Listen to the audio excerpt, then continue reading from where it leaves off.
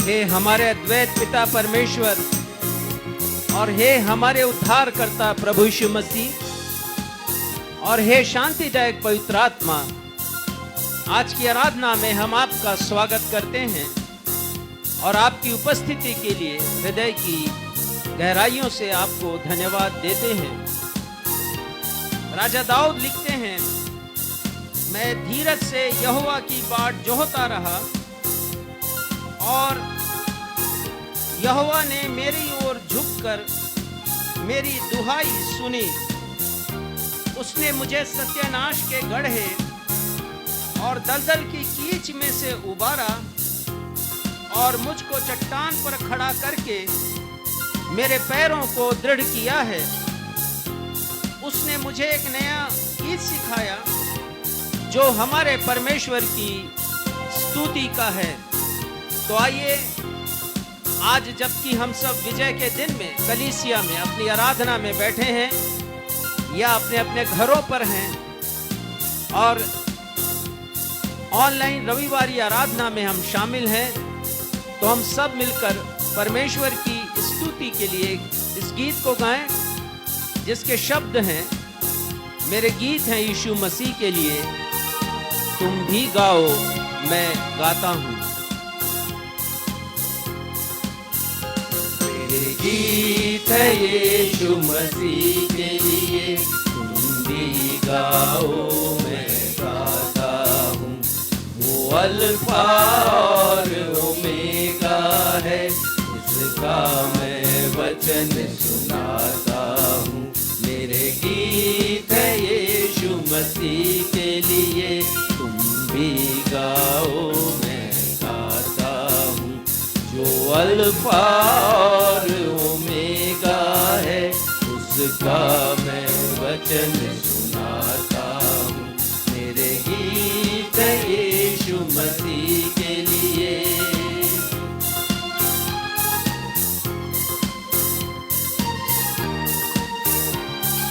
आप भाइयों और बहनों, हमें यकीन है कि प्रभु यीशु मसीह एक दिन बादलों पर आएंगे।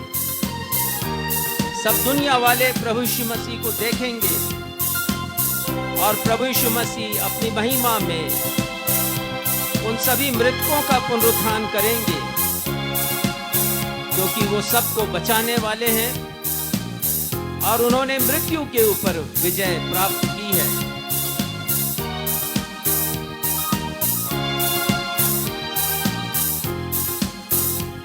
यीशु मेघों पर आएगा, सब दुनिया वाले देखेंगे।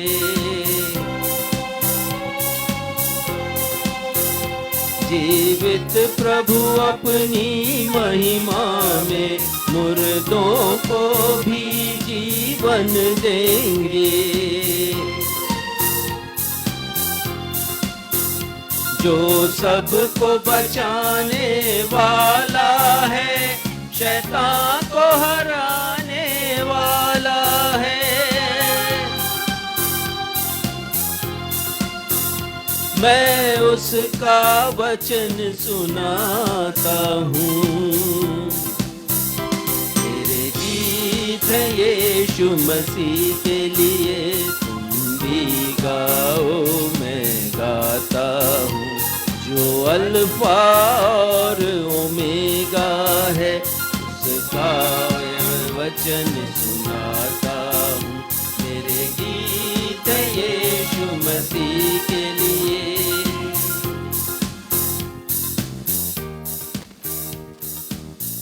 नवजीवन इवेंजलिकल चर्च की 143वीं 143rd ऑनलाइन एवं ऑफलाइन आराधना में मैं क्षितिज मसीह आप सभी प्रभु भक्तों का अपने उद्धारकर्ता प्रभु यीशु मसीह के अतुलनीय और सामर्थी नाम में स्वागत करता हूं और आप सबों को सलाम, जय मसीह की, शालोम, यीशु सहाय और प्रेज द लॉर्ड कहता हूं। Praise the Lord.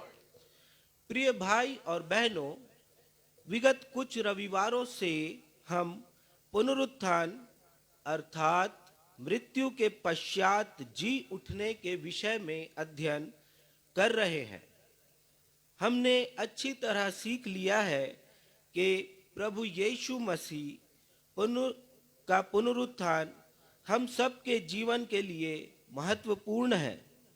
हमने यह भी जान लिया है कि प्रभु यीशु मसीह ने हमारे मनों से मृत्यु के खौफ को दूर किया है और यह भी कि अब हमें प्रभु यीशु के पुनरुत्थान पर कोई भी संदेह नहीं है।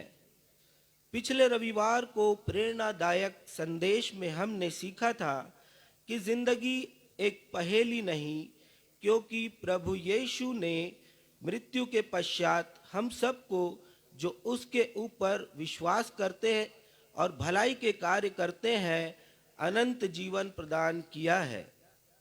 हमारे पास्टर साहब आज आपसे एक प्रश्न पूछेंगे कि मृत्यु के पश्चात आप कहाँ जाना चाहते हैं, स्वर्ग या नर्क? अतः आप आज का संदेश अवश्य सुनिएगा। आज प्रभु की मेज की सहभागिता भी प्रदान की जाएगी। यदि आप ऑनलाइन प्रभु की मेज में शामिल होना चाहते हैं तो कृपया तैयारी कर लीजिए। आइए इस समय हम अपने विश्वास का अंगीकार करते हुए एक गीत गाएं, जिस गीत के शब्द हैं, नीले आसमां के पार जाएंगे, मेरा यीशु रहता वहां।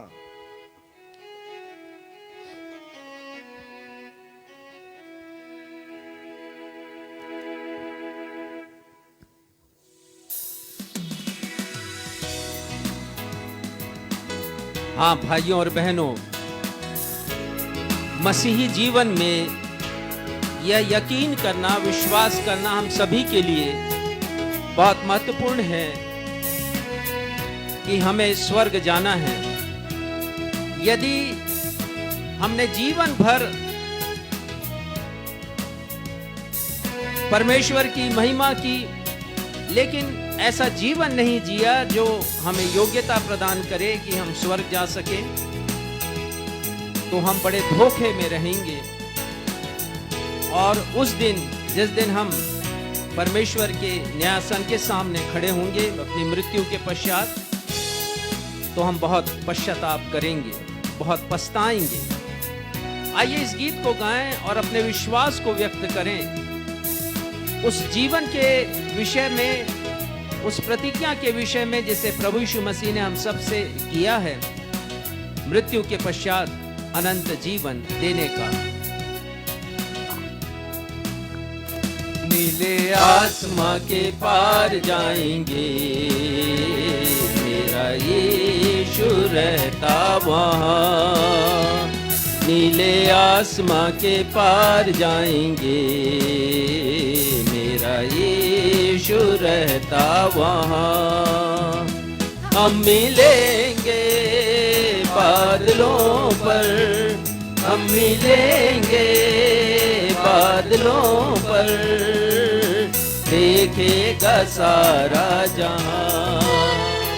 नीले आसमां के पार जाएंगे, मेरा यीशु रहता वहाँ।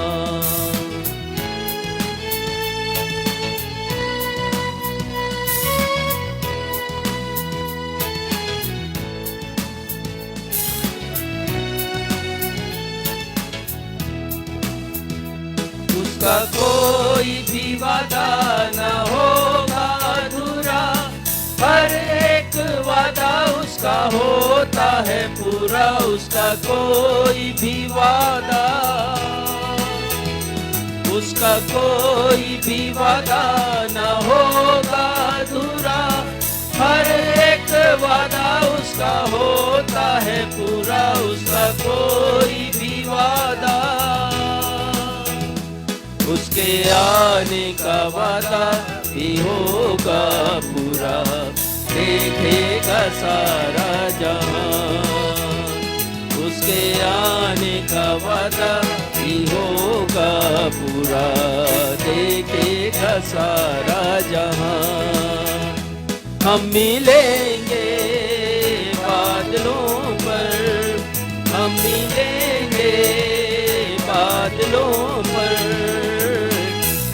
देखेगा सारा जहां। नीले आसमां के पार जाएंगे, मेरा यीशु रहता वहां।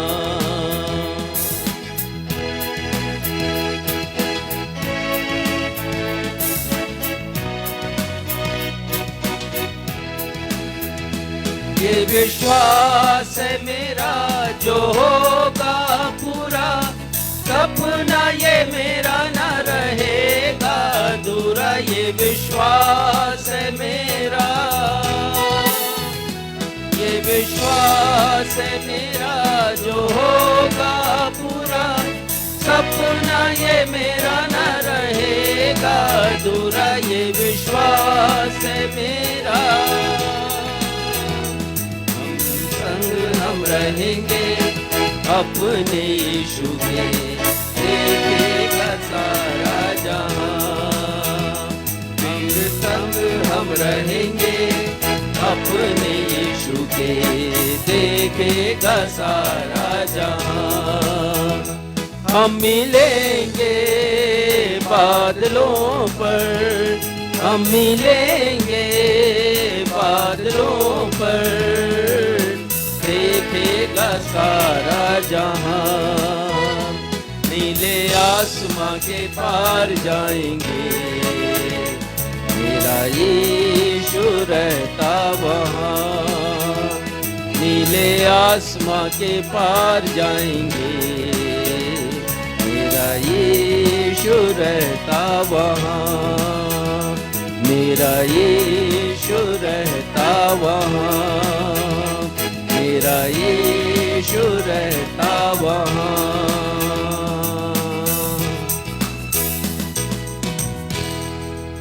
हम इसी स्थिति में आदर पूर्वक खड़े रहते हुए पवित्र शास्त्र में से निकाल लेंगे भजन संहिता अध्याय 9 पद 9 से 20 तक। भजन संहिता अध्याय 9 पद 9 से 20 तक इसे हम उत्तरवादी की रीति से पढ़ेंगे और इसे पढ़ने में अगुवाई भाई सक्षम मसीह करेंगे।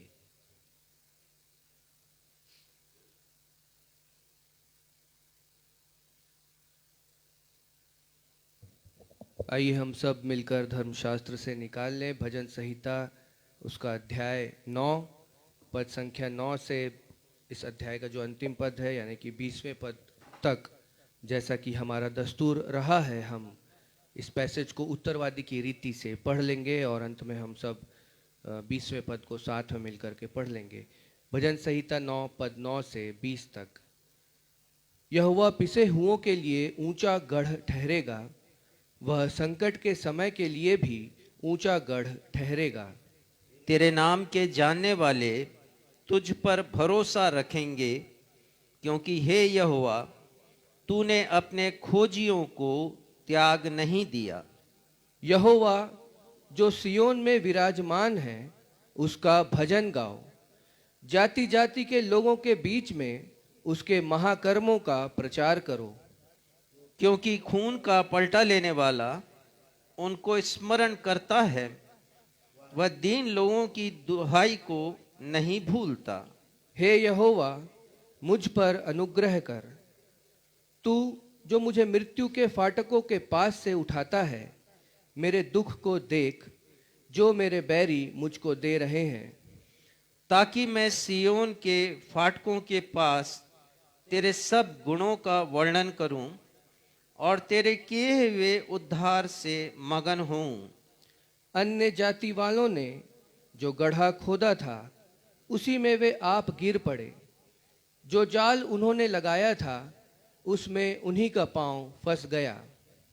यहोवा ने अपने को प्रकट किया, उसने न्याय किया है।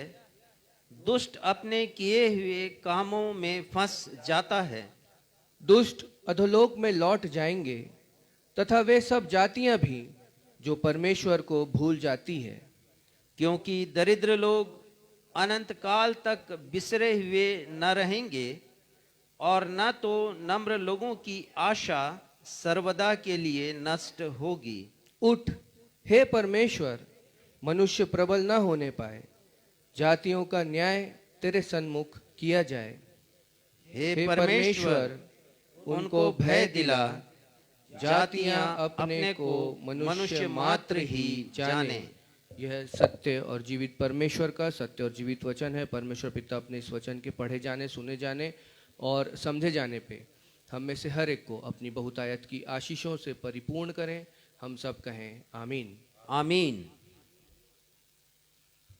कलीसिया अपना स्थान ग्रहण करे। अब हम सभी के लिए अवसर होगा जब हमारे पास्टर साहब आप सबों को सूचनाओं से अवगत कराएंगे। सूचनाओं के पश्चात वे मध्यस्थता की प्रार्थना में भी हमारी अगुवाई करेंगे। यदि आप लोगों के पास कोई प्रार्थना अनुरोध हो या गवाही हो तो आप फेसबुक के कमेंट बॉक्स में जा कर के हमारे साथ शेयर कर सकते हैं। हम आपके लिए प्रार्थना में अगुवाई करेंगे।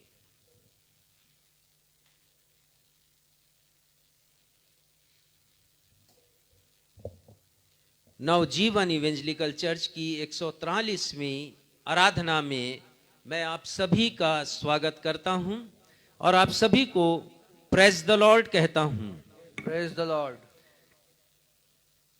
सूचना इस प्रकार से है कि हिंदी और अंग्रेजी बाइबल्स मेरे पास उपलब्ध हैं। यदि आप चाहते हैं कि आपके पास ये बाइबल हो तो कृपया मुझसे संपर्क कीजिए। आज समस्त बपतिस्मा प्राप्त लोगों को प्रभु के मेज की सहभागिता प्रदान की जाएगी। ऑनलाइन दर्शक भी प्रभु के मेज की सहभागिता को प्राप्त कर सकते हैं और मैं विश्वास करता हूं कि आप लोगों ने सूचना पाकर पहले से तैयारी कर ली होगी। अतः जब प्रभु भोज का समय आए तो दिए गए निर्देशों का पालन कीजिएगा। नवजीवन इवेंजलिकल चर्च के भिलौनी स्थित कलीसिया भवन के निर्माण के जारी रहने के लिए हमें आर्थिक सहयोग की आवश्यकता है, क्योंकि कलीसिया भवन का निर्माण कार्य अभी रुक गया है। आप सभी प्रभु भक्तों से मैं अनुरोध करता हूं कि वे इस कार्य के लिए आर्थिक सहयोग प्रदान करें, क्योंकि उनका आर्थिक सहयोग उस क्षेत्र के अनेकों लोगों को जो कि चर्च विहीन क्षेत्र में हैं, परमेश्वर की आराधना का और भक्ति का लाभ दे सकेगा। तो कृपया इस अनुरोध को के ऊपर ध्यान दें और अवश्य हमारी सहायता करें। आप सभी का स्वागत है। उन सभी लोगों को धन्यवाद देना चाहता हूं जिन्होंने लगातार हमारी सहायता की है और अभी भी कर रहे हैं। परमेश्वर पिता आप सभी को अपनी आशीषों से परिपूर्ण करें। प्रार्थना अनुरोध इस प्रकार से हैं। दंतेवाड़ा की बच्ची जागेश्वरी के लिए हम प्रार्थना करें। इस बच्ची के गले के नीचे तक पूरे शरीर में एक अजीब प्रकार का चर्म रोग है और वो बच्ची बहुत परेशान है। उसका प्रार्थना अनुरोध हमारे पास आया है। आप भी ध्यान रखें और लगातार इस बच्ची को अपनी प्रार्थनाओं में स्मरण करें कि परमेश्वर पिता उसे चंगाई दे। प्रत्येक गुरुवार को मैं जीवनदायी सत्संग समूह अंबिकापुर के जूम ऐप पर बाइबल स्टडी ले रहा हूं, जूम ऐप के ऊपर। और आप भी प्रत्येक गुरुवार को संध्या 7:15 बजने पर उस आराधना में शामिल हो सकते हैं।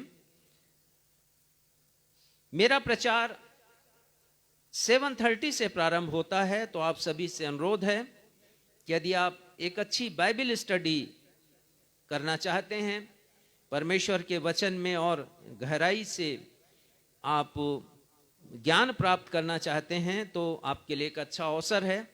प्रत्येक गुरुवार को आप जूम ऐप पर अवश्य जुड़िएगा और यदि आप इच्छुक हैं तो मुझसे संपर्क करें। मैं आपको जूम ऐप का लिंक भेज दूंगा जिससे आप उस आराधना से जुड़ सकें। पास्टर बलराम का जन्मदिन 10 मई को था। हम उनके लिए, उनकी कलीसिया के लिए और उनके परिवार के लिए आशीष की प्रार्थना करते हैं। हम प्रार्थना करें बहन शालिनी आर मसीह के लिए। उन्हें स्वास्थ्य संबंधी परेशानी है और हम परमेश्वर पिता से प्रार्थना करते हैं कि प्रभु उन्हें चंगाई प्रदान करे। धन्यवाद के विषय इस प्रकार से हैं। धन्यवाद देते हैं श्रीमती किरण व्यवहार, डॉक्टर प्रवर व्यवहार और श्रीमती अनुकृति व्यवहार को, जो बालाघाट में रहते हैं। उनकी भेंट के लिए हमारे नवजीवन इवेंजलिकल चर्च के कलीसिया भवन के निर्माण के लिए उन्होंने भेंट भेजी है। डॉक्टर आर के जितपुरे एवं उनकी पत्नी डॉक्टर श्रीमती शकुंतला जितपुरे को भी हम धन्यवाद देते हैं उनकी भेंट के लिए, जिसे उन्होंने सेवा कार्यों के लिए अर्पित किया है। हम धन्यवाद देते हैं श्री पीटर एवं श्रीमती अर्चना खालखो को भी उनकी भेंट के लिए। धन्यवाद देते हैं श्री मिथिलेश एवं उनकी पत्नी श्रीमती शांति सेंड्री को उनकी भेंट के लिए। धन्यवाद देते हैं श्री संजय डेनियल और उनके परिवार को, जो इंदौर में रहते हैं, और उन्होंने अपनी भेंट भेजी है कलीसिया भवन के निर्माण के लिए। परमेश्वर पिता इन सभी को अपनी आशीषों से परिपूर्ण करे। इसके साथ ही हमें प्रतिमाह मिलने वाली भेंटों का विवरण इस प्रकार से है। सुश्री उषा रानी दास एवं उनके भाई श्री धर्मेंद्र दास, जो भाटापारा में रहते हैं, हम उन्हें धन्यवाद देते हैं उनकी भेंट के लिए। और श्री वर्णित एवं उनकी पत्नी श्रीमती श्वेता सिंह को भी हम हृदय से धन्यवाद देते हैं उनकी भेंटों के लिए, जो लगातार वो प्रतिमा हमें भेज दिया करते हैं, ताकि हम उन लोगों के मध्य में जो कि भिक्षावृत्ति पर अपने जीवन को व्यतीत करते हैं, सेवा का कार्य हम कर सकें। आइए इन हर एक विषयों के लिए हम परमेश्वर पिता से प्रार्थना करें। हे हमारे पिता, हम धन्यवाद देते हैं इस जीवन के लिए जिसे आपने हमें दिया है। धन्यवाद देते हैं पिता आज के दिन के लिए, जब हम आपकी आराधना करने के लिए कलीसिया भवन में एकत्रित हैं और हमारे साथ अनेक दर्शक भी अपने अपने मोबाइल के समक्ष हैं और या फिर वो अपने टेलीविज़न के सामने हैं और आराधना में शामिल हैं। हम प्रार्थना करते हैं पिता कि हम में से हर एक के ऊपर आपकी कृपा दृष्टि बनी रहे। प्रार्थना करते हैं पिता कि जितने भी निवेदन हमने अभी पढ़े हैं, प्रभु यीशु मसीह के नाम में आपके सिंहासन के समक्ष हम उन्हें रखते हैं। कृपया इन निवेदनों को सुनिएगा और इनका उत्तर दीजिएगा। हम प्रार्थना करते हैं पिता अपनी कलीसिया की योजनाओं के लिए। प्रार्थना करते हैं हर एक उन भाई और बहनों के लिए जिन्होंने अपनी भेंटें हमें अर्पित की हैं, कि जिसके द्वारा हम उन लोगों की सेवा कर सकें जो ज़रूरतमंद हैं। पिता, हम आपकी महिमा करते हैं इन सब बातों के लिए। प्रार्थना करते हैं पिता कि वे सारे लोग जो कि बीमार हैं, आप उनकी सुधि लीजिए और उन्हें चंगाई प्रदान कीजिए। गुरुवार को जो बाइबल स्टडी ली जाती है ऑनलाइन जूम ऐप के द्वारा, उसे भी आशीषित कीजिए कि बहुत से लोग बाइबल अध्ययन में शामिल हो सकें, आपकी इच्छा को जान सकें अपने जीवन के लिए और आत्मिक रूप से दृढ़ बन सकें। आगे की आराधना को हम आपके सामर्थी हाथों में सौंपते हैं और अपनी इस प्रार्थना को आपके बेटे हमारे उद्धारकर्ता प्रभु यीशु के नाम से मांगते हैं। सुनिए और ग्रहण कीजिए। हम सब कहें आमीन। प्रभु की प्रार्थना कहेंगे। हे हमारे पिता, आप जो स्वर्ग में हैं, आपका नाम पवित्र माना जाए, आपका राज्य आए, आपकी इच्छा जैसे स्वर्ग में पूरी होती है वैसे इस पृथ्वी पर भी पूरी हो। हमारे दिन भर की रोटी आज हमें दीजिए, और जिस प्रकार हमने अपने अपराधियों को क्षमा किया उसी प्रकार आप हमारे अपराधों को क्षमा कीजिए। हमें परीक्षा में नहीं डालिए बल्कि बुराई से बचाइए, क्योंकि राज्य, पराक्रम और महिमा सदा आपके हैं। आमीन।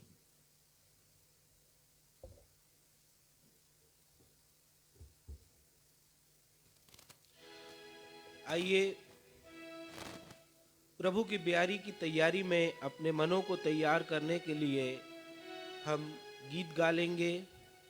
मेरे पाप क्या धोएगा, प्रभु यीशु ख्रिस्त का लहू मुझे शुद्ध क्या करेगा, प्रभु यीशु ख्रिस्त का लहू। यदि आपके पास मसीही गीत संग्रह है तो मसीही गीत संग्रह में यह गीत क्रमांक 213 है, 213।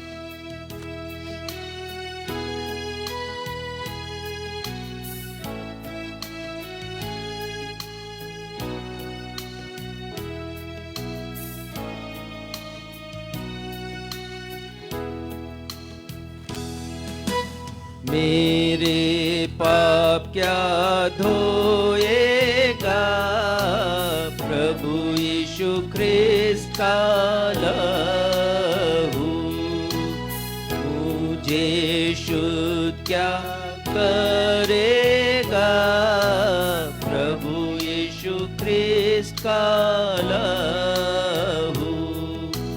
कैसा अनमोल सोता है, मेरे पाप वह धोता है, ना दूसरा है उपाय, प्रभु यीशु ख्रिस्त का लहू।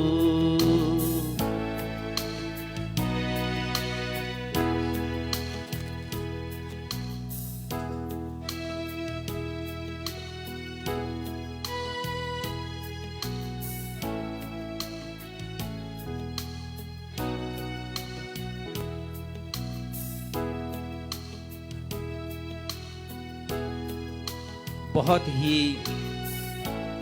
सरल इस गीत की राग है, लेकिन शब्द उतने ही गंभीर हैं। और इस गीत के लेखक लिखते हैं, मेरे पाप क्या धोएगा, प्रभु यीशु ख्रिस्त का लहू। प्रश्नवाचक चिन्ह है। जी हां, हमारे हर एक पाप, चाहे वो कितने भी गंदे क्यों ना हो, चाहे वो काले रंग के क्यों ना हो, लाल रंग के क्यों ना हो, अर्गवानी रंग के क्यों ना हो, प्रभु यीशु मसीह का लहू हर एक पापों को धोता है और मुझे और आपको निर्मल करता है। संत पौलुस लिखते हैं इफिसियों की कलीसिया को, उसके 2 अध्याय के 12वें पद में, तुम लोग उस समय मसीह से अलग और इस्राएल की प्रजा के पद से अलग किए हुए और प्रतिज्ञा की वाचाओं के भागी नहीं थे और आशाहीन और जगत में ईश्वर रहित थे। जी हां भाइयों और बहनों, हम सबके बचने की, हम सबके मुक्ति की, हमारे उद्धार की कोई उम्मीद नहीं थी। हम सबों के लिए आशा की कोई किरण नहीं थी, क्योंकि हम परमेश्वर के प्रतिज्ञाओं के, परमेश्वर के वाचाओं के भागी नहीं थे। पर प्रभु यीशु मसीह हमारे लिए आशा की किरण बनकर आए। और संत पौलुस आगे लिखते हैं पद 13 में, पर अब तो मसीह यीशु में तुम जो पहले दूर थे, मसीह यीशु के लहू के द्वारा निकट हो गए हो। ये प्रभु यीशु मसीह का लहू है जिसने मुझे और आपको योग्यता प्रदान की कि हम परमेश्वर के पास तक पहुंच सकें। और उसी प्रकार कुलुसियों की कलीसिया को संत पौलुस लिखते हुए कहते हैं, और यीशु के क्रूस पर बहे हुए लहू के द्वारा मेल मिलाप करके सब वस्तुओं का उसी के द्वारा से अपने साथ मेल कर ले, चाहे वह पृथ्वी की हो चाहे स्वर्ग की। परमेश्वर पिता ने प्रभु यीशु मसीह के द्वारा जो उन्होंने क्रूस पर अपने लहू को बहाया, अपना मेल किया हम सब उन लोगों के साथ जिनके पास कोई आशा नहीं थी परमेश्वर के पास पहुंचने की। तो जब हम इस मेज के पास आए, परमेश्वर पिता को धन्यवाद दें उस लहू के लिए जिसे प्रभु यीशु मसीह ने क्रूस पर बहाया, जो मेरे और आपके हर एक पापों को शुद्ध करता है। वो अनमोल लहू है, वो बेशकीमती लहू है। और गीतकार कहते हैं कि इस लहू से एक सोता बना है, एक ऐसा सोता जो निरंतर बहता रहता है, जिसमें मेरे और आपके पाप धुलते हैं और हमें निर्मल करते हैं, हमें शुद्ध करते हैं, पवित्र करते हैं। क्योंकि इस दुनिया में और कोई दूसरा उपाय नहीं है, इस दुनिया में कोई दूसरा नाम नहीं है जिनसे हम पापों की क्षमा प्राप्त कर सकते हैं। तो आइए, जब हम इस मेज की सहभागिता में शामिल हो रहे हैं, हम परमेश्वर पिता को धन्यवाद दें और इस मेज की सहभागिता को प्राप्त करें। ये हमारे पिता, हम धन्यवाद देते हैं अपने उद्धारकर्ता प्रभु यीशु मसीह के लिए। और आज जब हम उनकी मेज की सहभागिता को प्राप्त करने आए हैं, हम प्रार्थना करते हैं पिता कि ये सहभागिता केवल एक औपचारिकता को पूरी करने के लिए ना हो, परंतु हमारे हृदय की सच्चाई बन जाए। हमारे हृदय के हर एक उद्गार प्रभु यीशु मसीह के लिए धन्यवाद के हो सके। हम प्रार्थना करते हैं पिता कि इस मेज की सहभागिता को प्राप्त करने के द्वारा हम हर पल हर क्षण अपने उद्धारकर्ता प्रभु यीशु मसीह को धन्यवाद दें, क्योंकि हम सब जो आशाहीन थे, हम सब जिनके लिए आप तक पहुंचना मुश्किल था, असंभव था, प्रभु यीशु मसीह ने उसे संभव बनाया। क्रूस पर अपना बलिदान कर और अपना रक्त बहाकर हमारे लिए संभव किया कि हम आप तक पहुंच सकें। और ये मनुष्य की एक बड़ी उपलब्धि है कि मनुष्य जो पतित है वो पवित्र परमेश्वर के पास पहुंच सके। तो हमें जो योग्यता प्राप्त होती है प्रभु यीशु मसीह के क्रूस पर बहाए लहू के द्वारा, हम आपको धन्यवाद देते हैं, क्योंकि उन्होंने हमारा मेल कराया आपसे, जो असंभव कार्य था। प्रार्थना करते हैं पिता, आज जबकि हम इस मेज की सहभागिता को प्राप्त करते हैं, तो होने दीजिए इसके द्वारा हम आत्मिक आशीषों को प्राप्त कर सकें। प्रार्थना करते हैं पिता इस रोटी के लिए और इस दाखरस के लिए। प्रार्थना करते हैं पिता, और इस रोटी और दाखरस को सांसारिक वस्तुओं से हम पृथक करते हैं। प्रार्थना करते हैं कि रोटी प्रभु यीशु मसीह की देह हो और ये दाखरस प्रभु यीशु मसीह का रक्त हो। पिता, हम अपनी इस प्रार्थना को आपके बेटे हमारे उद्धारकर्ता प्रभु यीशु मसीह के महान बलिदान को स्मरण करते हुए मांग लेते हैं। सुनिए और कबूल कीजिए। आमीन। हमारे जितने भी दर्शक मेज की सहभागिता को प्राप्त करना चाहते हैं, आप सभी से अनुरोध है कि आप रोटी अपने हाथ में ले लें और सभी को रोटी आप बांट दीजिए। और प्रभु को धन्यवाद दीजिए, क्योंकि जो दंड देह में मुझे और आपको भोगना था, सहना था, उसे प्रभु यीशु मसीह ने अपनी देह में सहा है।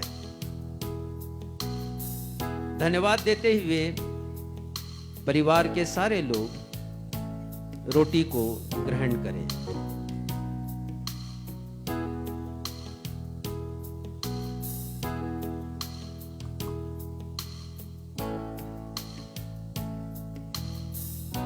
उसी प्रकार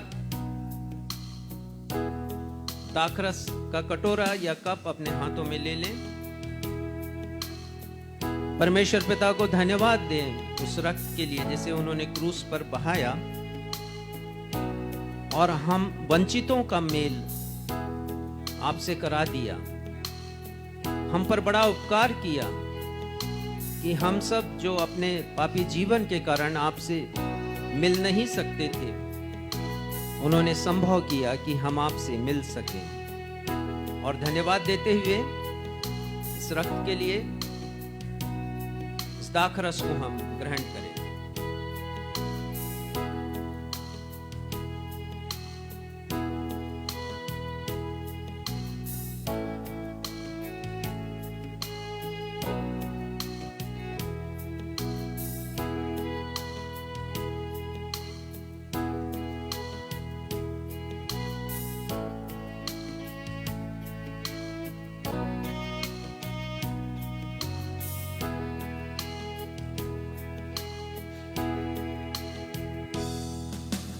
क्या दे सकता निर्मलता प्रभु यीशु ख्रिस्ट का लहू।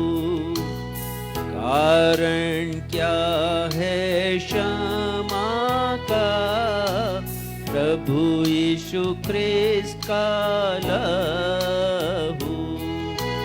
कैसा अनमोल सोता है, मेरे पाप वह धोता है। ना दूसरा है उपाय प्रभु यीशु ख्रिस्त का लहू।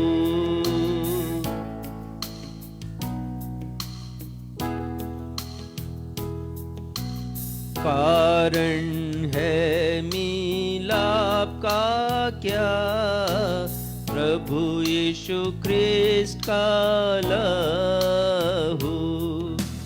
कुछ न मेरी योग्यता प्रभु यीशु ख्रिस्त का लहू।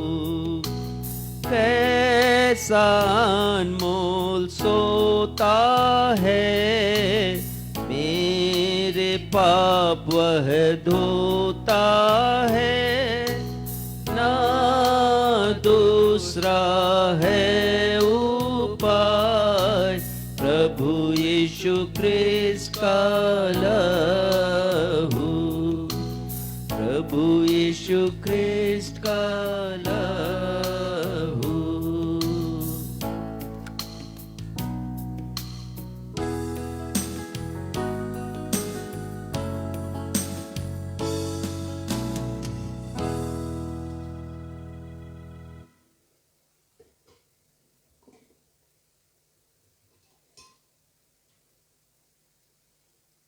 आइए हम सब अपने विश्वास वचन का अंगीकार करें।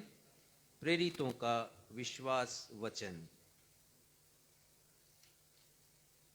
मैं सर्वशक्तिमान पिता, स्वर्ग और पृथ्वी के सृष्टिकर्ता परमेश्वर पर विश्वास करता हूँ।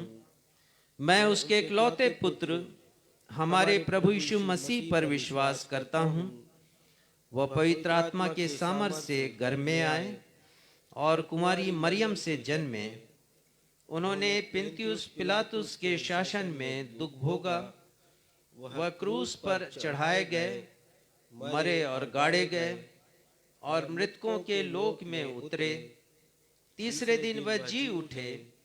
वह स्वर्ग पर चढ़ गए और पिता की दाहिनी ओर विराजमान हुए। वह जीवितों और मृतकों का न्याय करने को फिराएंगे। मैं पवित्र आत्मा पर, पवित्र सार्वलौकिक कलीसिया पर, संतों की संगति, पापों की क्षमा, देह के पुनरुत्थान और शाश्वत जीवन पर विश्वास करता हूँ। आमीन। अब हम सभी के लिए समय होगा जब हम अपनी धन्यवादी हृदय को प्रकट करने के लिए अपनी अपनी भेंटों को प्रभु परमेश्वर पिता के चरणों में अर्पित करेंगे। यदि आप हमारी कलीसिया के द्वारा किए जा रहे कार्यों के विस्तार के लिए भी भेंट देना चाहते हैं, सेवा काम के लिए, या भिलौनी गांव में जो कलीसिया भवन का निर्माण हो रहा है उसके लिए विशेष आर्थिक सहायता सहयोग देना चाहते हैं, तो कृपया हमारी कलीसिया के पासवान रेवरेंड राजेश मसीह के मोबाइल क्रमांक 9422527003 9422527003 पर संपर्क कर सकते हैं। आइए जिस समय हम अपनी भेंटों को अर्पित करें, हम सब मिलकर यह गीत गा लेंगे। जीवन में जब आंधी तुम पर चलती है और जब तुम निराश होती, सब होता शय गिनो गिनो आशीषें गिनो।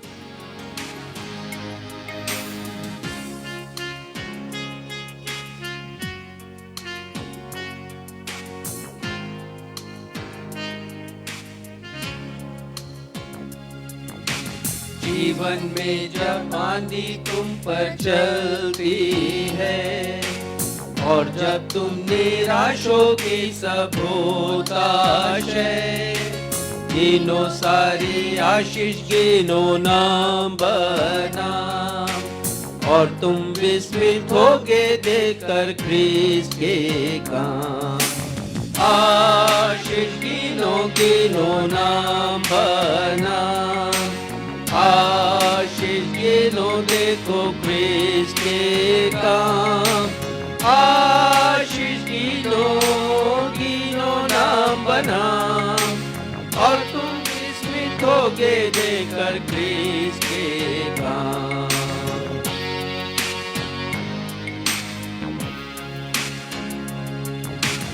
औरों के जब धन देखते हो, होगा धन मसीह का सदा लो। गिनो सारी आशीषें गिनी हो।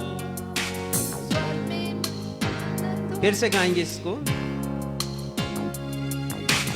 औरों के जब खेत और धन को देखते हो, तुमको होगा धन मसीह का सदा लो। गिनो सारी आशीष जो है बिना दाम, स्वर्ग में आनंद होगा और विभूषित धाम। आशीष गिनो गिनो नाम बनाम, आशीष गिनो देखो ख्रीस्त के काम।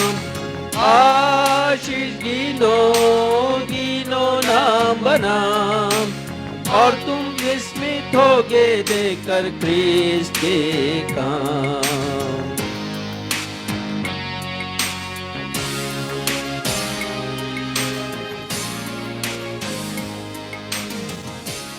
आइए इन भेंटों के लिए धन्यवाद की प्रार्थना करेंगे।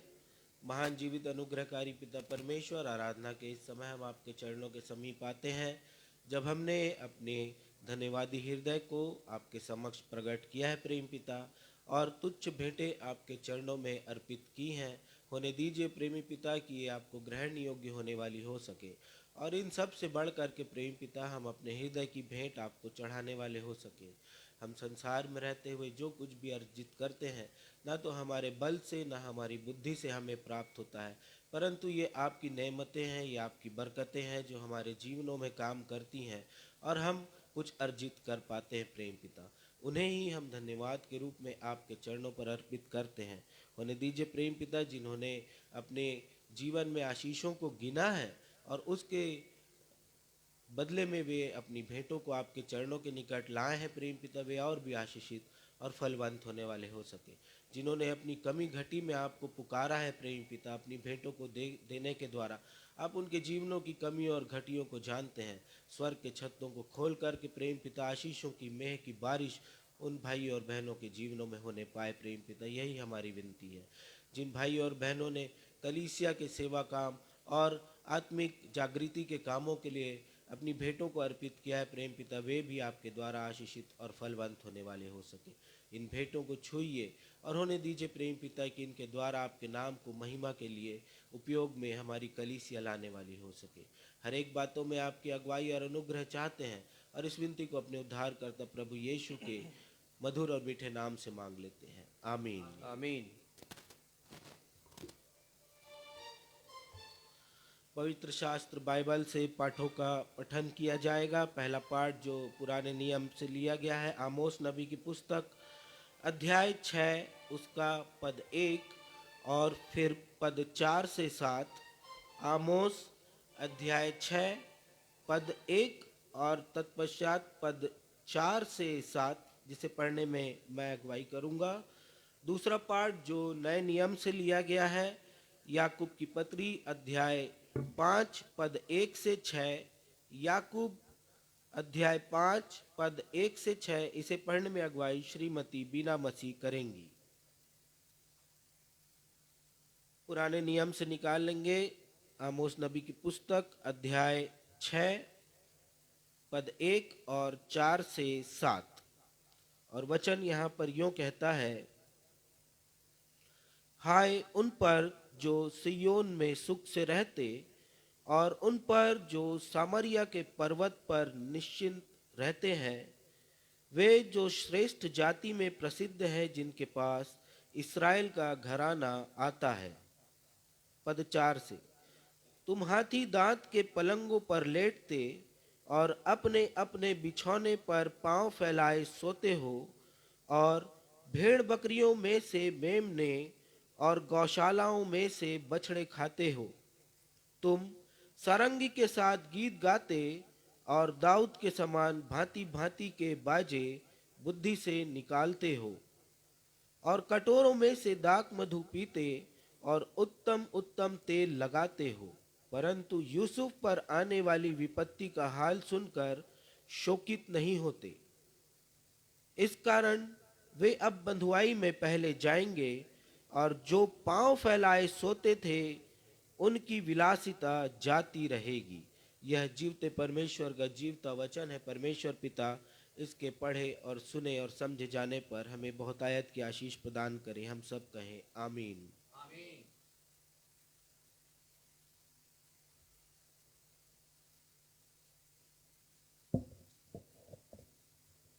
आप सबों को प्रेज द लॉर्ड। मैं धर्मशास्त्र से नए नियम से पढ़ लूंगी।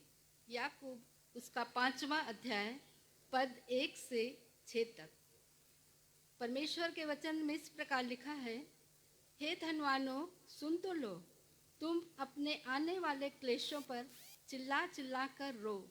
तुम्हारा धन बिगड़ गया है और तुम्हारे वस्त्रों को कीड़े खा गए हैं।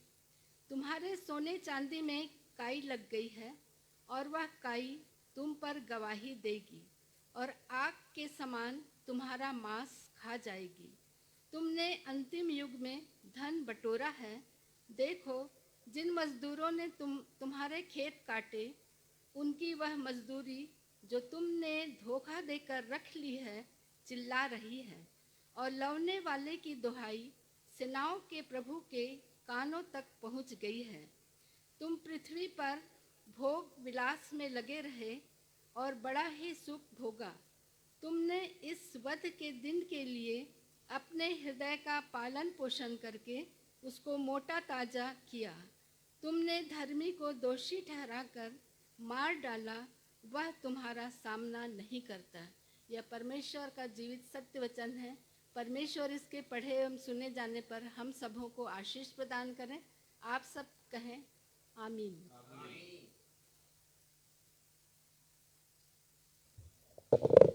सुसमाचार पाठ के आधार में हम सभी अपने अपने स्थानों पर खड़े हो जाएंगे। आज का सुसमाचार का पाठ जो लिया गया है, लूका रचित सुसमाचार अध्याय 16 पद 19 से 23 तक।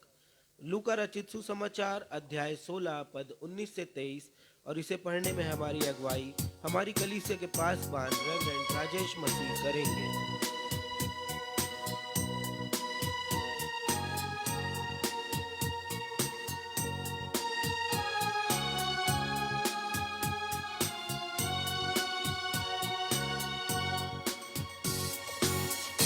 वचननु वचन अद्भुत मंगल सुसमाचार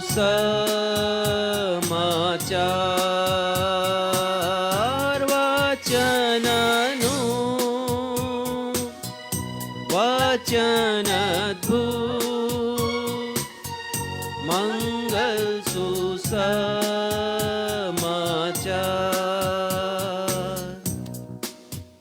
आज का सुसमाचार का पाठ लूका रचित सुसमाचार उसका 16वां अध्याय पद संख्या 19 से लेकर पद संख्या 23 तक। और यहां इस प्रकार लिखा है, एक धनवान मनुष्य था जो बैंजनी कपड़े और मलमल पहनता और प्रतिदिन सुख विलास और धूमधाम के साथ रहता था। लाजर नाम का एक कंगाल घावों से भरा हुआ उसकी डेवड़ी पर छोड़ दिया जाता था। और लाजर चाहता था कि धनवान की मेज पर की जूठन से अपना पेट भरे, यहां तक कि कुत्ते भी आकर उसके घावों को चाटते थे। ऐसा हुआ कि वह कंगाल मर गया और स्वर्गदूतों ने उसे लेकर अब्राहम की गोद में पहुंचाया।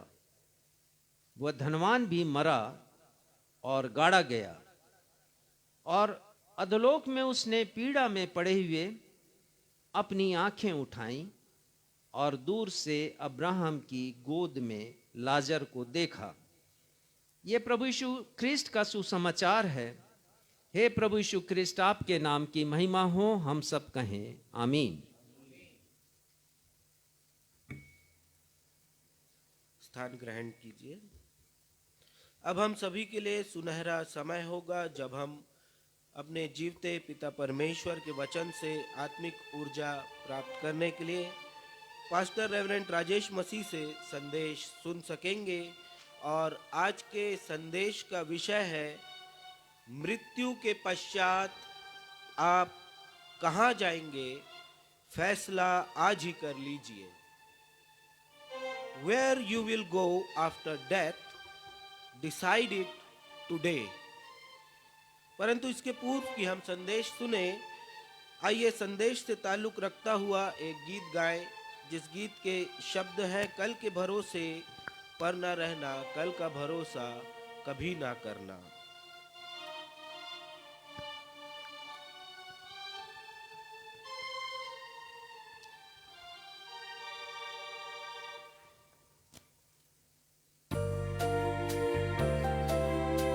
जी हाँ भाइयों और बहनों, हम कल के भरोसे कभी न रहें। कल कभी आता नहीं। आज हमें एक महत्वपूर्ण फैसला करना है। फैसला ये है कि मृत्यु के पश्चात हमारी मंजिल कहाँ की होगी, हमारा ठिकाना कहाँ का होगा, क्योंकि हम नहीं जानते कुछ ही पल के पश्चात हमारे जीवन का क्या होगा।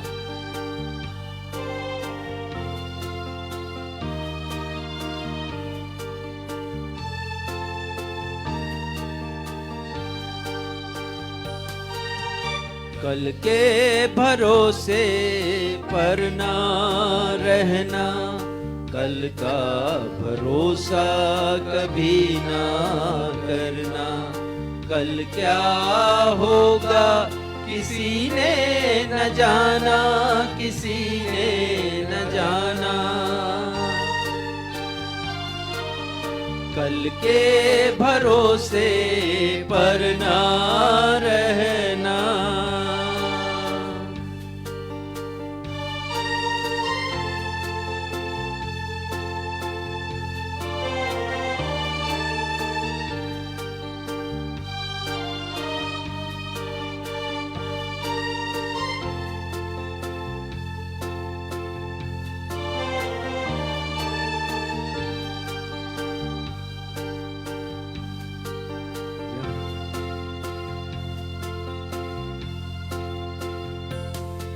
जहाँ से आया वहीं जाना है, जिसने दिया है उसी ने लिया है, जहाँ से आया वहीं जाना है। जिसने दिया है उसी ने लिया है, तेरा ये जीवन है उसकी अमानत, उस पर ना नाज करना। कल के भरोसे पर ना रहना, कल का भरोसा कभी ना करना। कल क्या होगा किसी ने न जाना, किसी ने न जाना।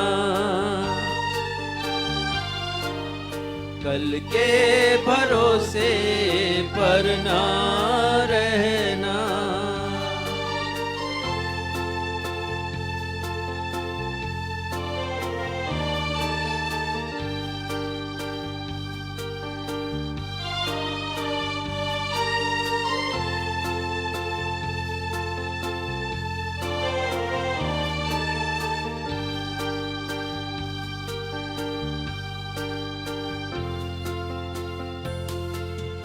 ये तन तेरा मिट जाएगा, ये धन तेरे संग ना जाएगा। ये तन तेरा मिट जाएगा, ये धन तेरे संग ना जाएगा। मन को रिझाए बंधन ये झूठे, भूलेगा तुझको जमाना। कल के भरोसे पर ना रहना, कल का भरोसा कभी ना करना। कल क्या होगा किसी ने न जाना, किसी ने न जाना। कल के भरोसे पर ना रहना।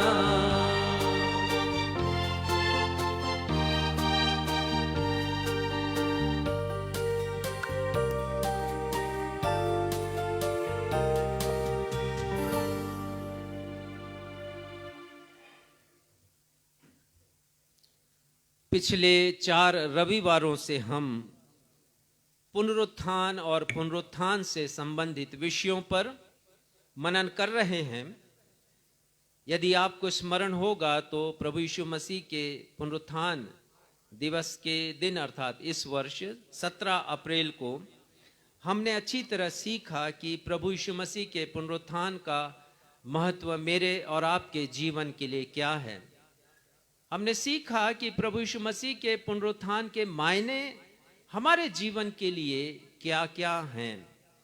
और उसके बाद वाले रविवार को अर्थात 24 अप्रैल को हमने यह जान लिया कि प्रभु यीशु मसीह ने हम सभी को एक बहुत बड़ा तोहफा दिया है।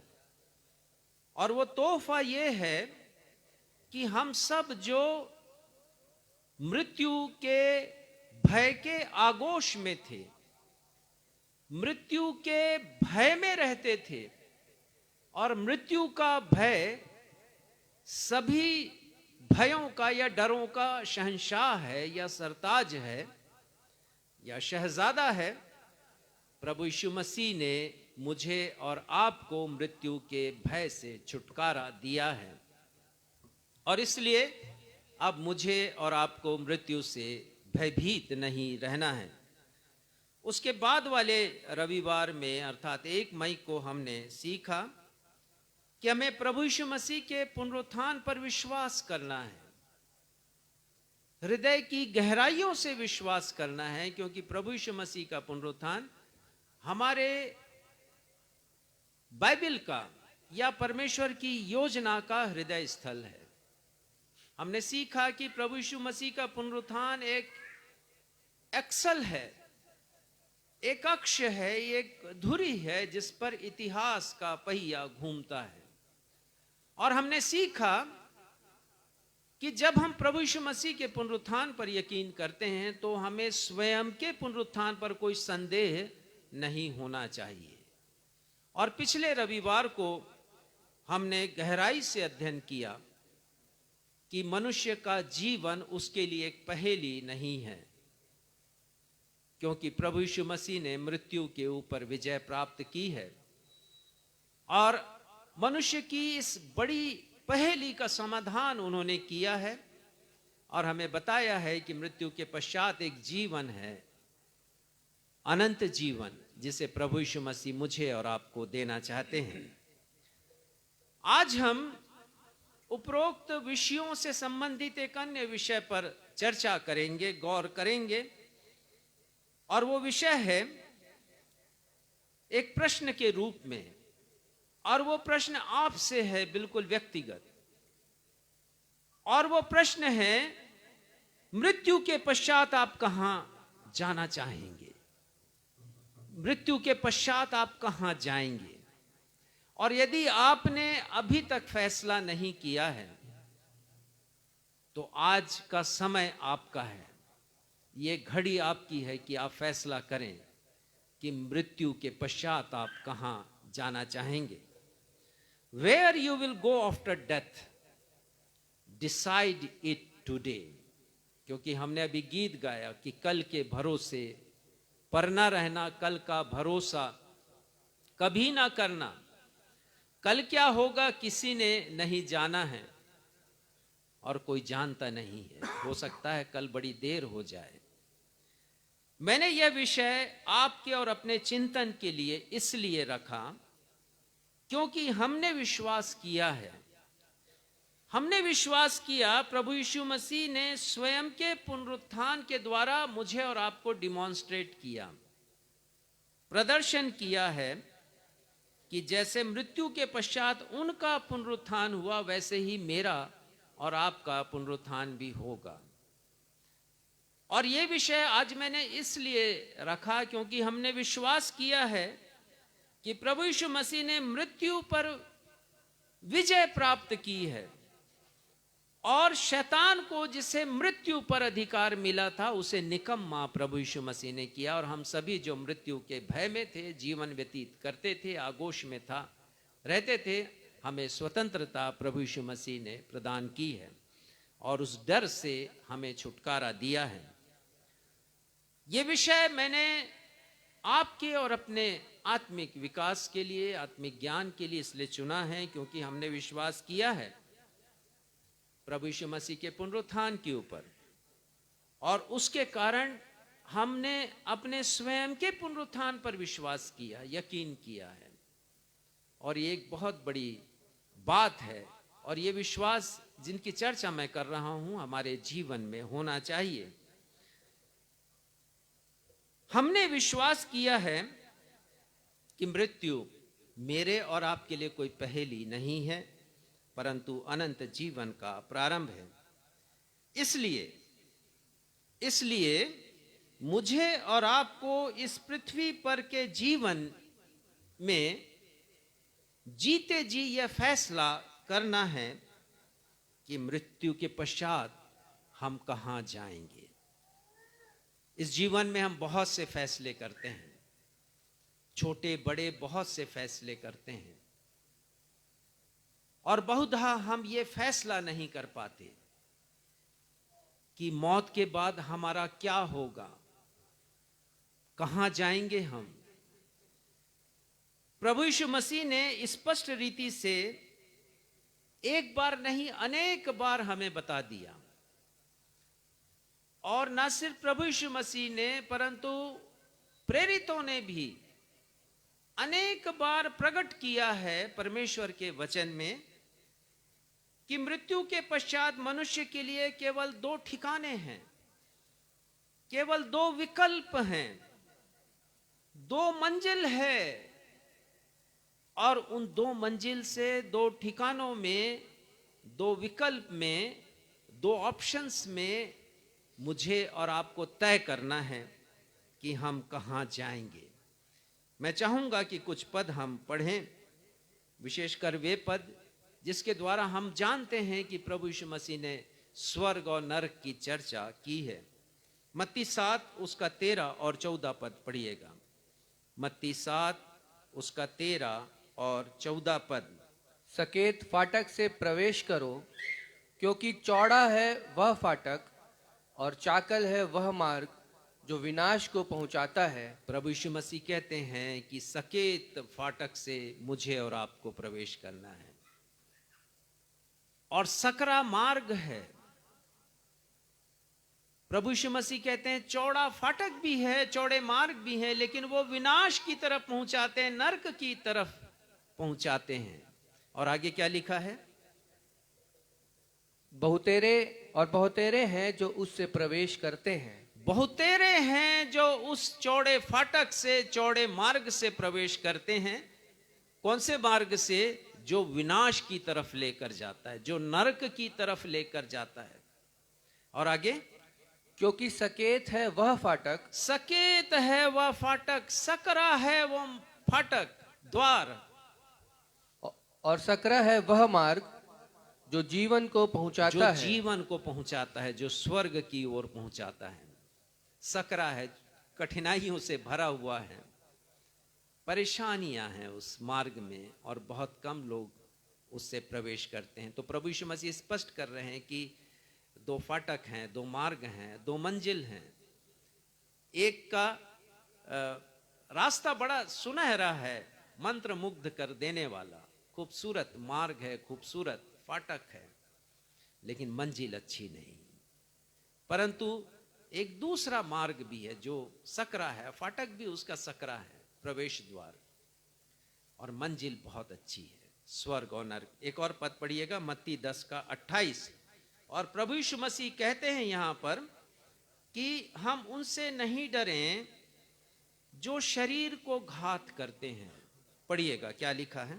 जो शरीर को घात करते हैं पर आत्मा को घात नहीं कर सकते, उनसे मत डरना, पर उसी से डरो जो आत्मा और शरीर दोनों को नरक में नाश कर सकता है। प्रभु यीशु मसीह कहते हैं कि उससे डरो जो आत्मा और शरीर दोनों को नाश कर सकते हैं और नरक में डाल सकते हैं।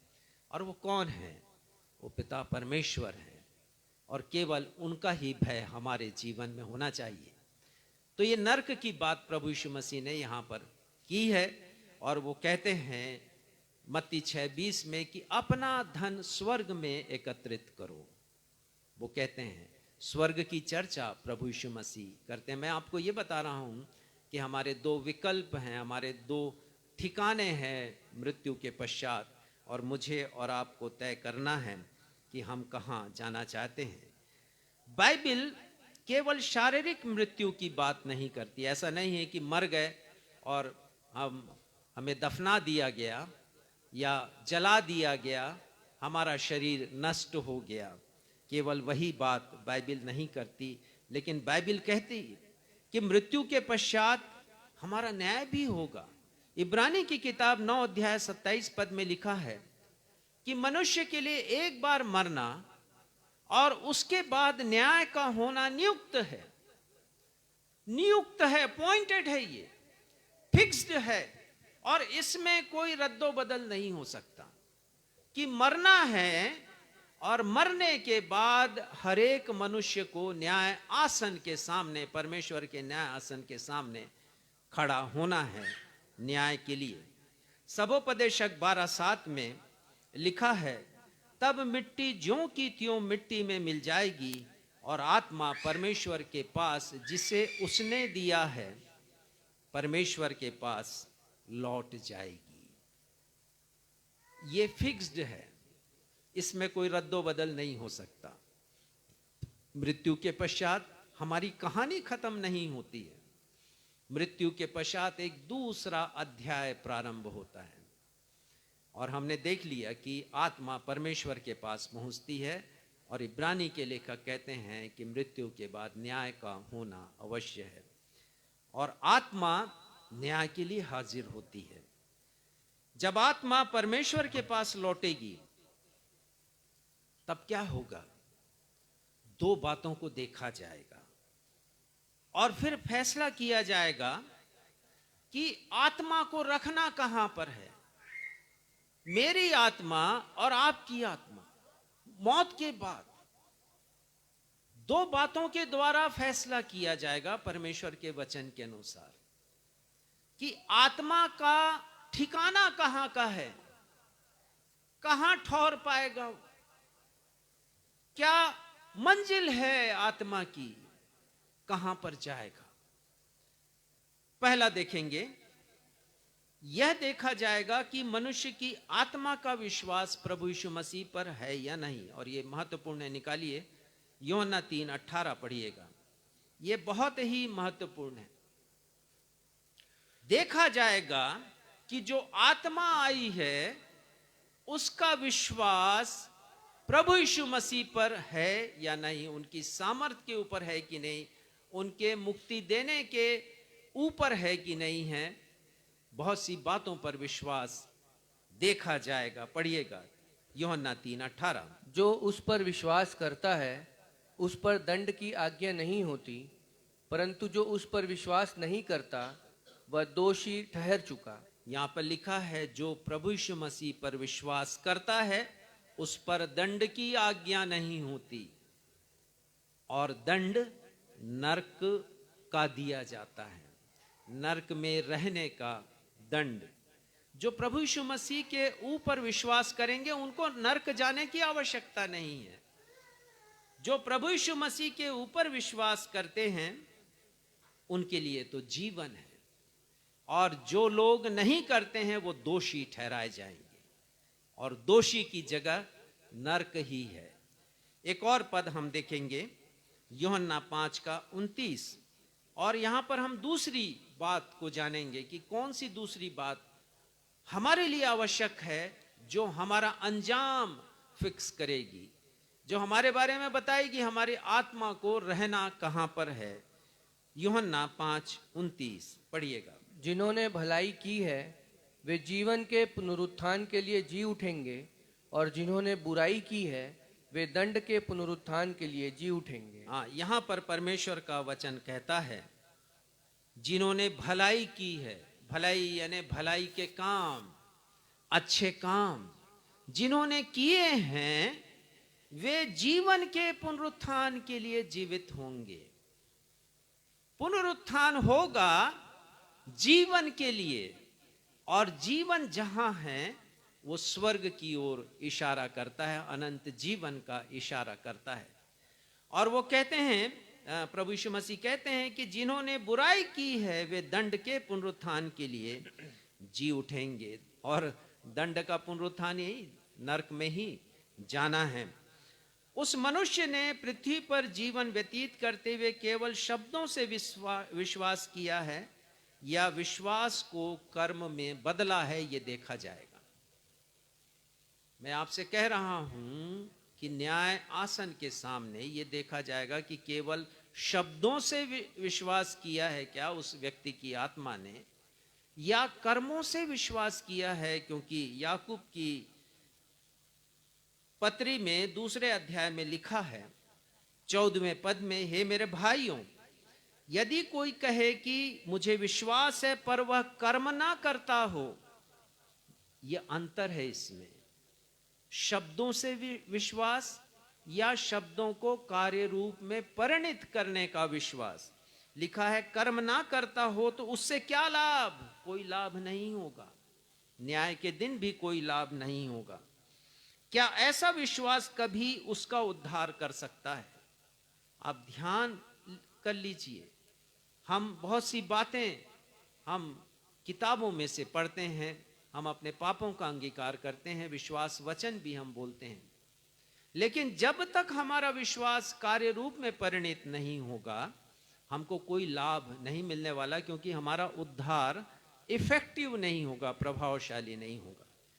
और वो कहते हैं यदि कोई भाई या बहन नंगे उघाड़े हों और प्रतिदिन भोजन की घटी हो, और तुम में से कोई उनसे कहे कुशल से जाओ, तुम गर्म रहो, और जो वस्तुएं देह के लिए आवश्यक है वह उन्हें ना दे तो क्या लाभ। और वो लिखते हैं वैसे ही विश्वास भी यदि कर्म के साथ नहीं हो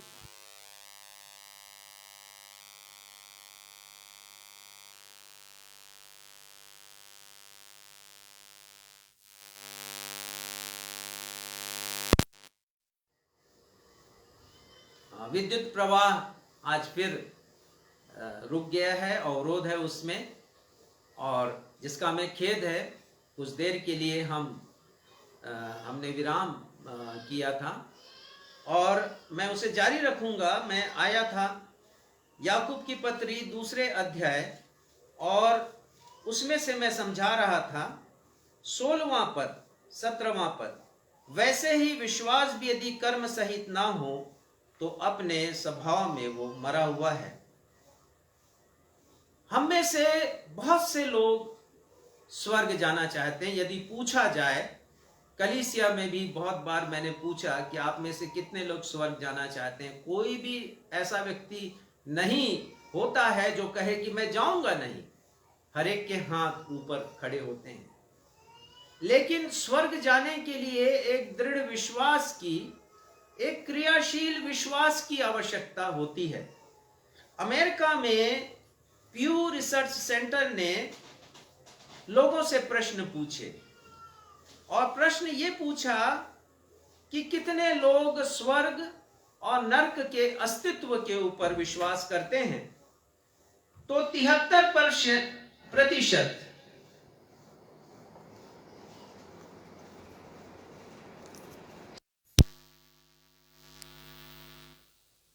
विद्युत फिर से बहाल हो गई है, तो मैं जारी रखूंगा। और मैं आपको बता रहा था एक सर्वे रिपोर्ट के विषय में, जिसे प्यू रिसर्च सेंटर अमेरिका का है, और उसने लोगों से पूछा है कि कितने लोग यकीन करते हैं स्वर्ग और नरक के एग्जिस्टेंस पर, उसके अस्तित्व पर।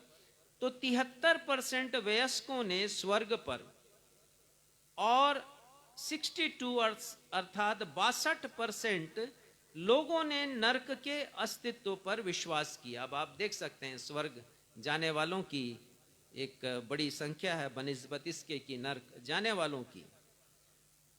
पर सर्वे रिपोर्ट एक्टिव फेथ या क्रियाशील विश्वास की बात नहीं करती। हर कोई स्वर्ग जाना चाहता है, परंतु न्याय आसन के सामने 2 बातों को देखा जाएगा, जिसकी चर्चा मैंने पहले आपसे की है कि प्रभु यीशु मसीह पर विश्वास उसका था या नहीं पृथ्वी पर के जीवन में, और दूसरा उसने भलाई के काम किए हैं या नहीं किए हैं। इसके पहले कि हम आज के सुसमाचार पाठ की ओर आए, विषय को समझाने के लिए मैं आपको पृष्ठभूमि बताना चाहता हूं।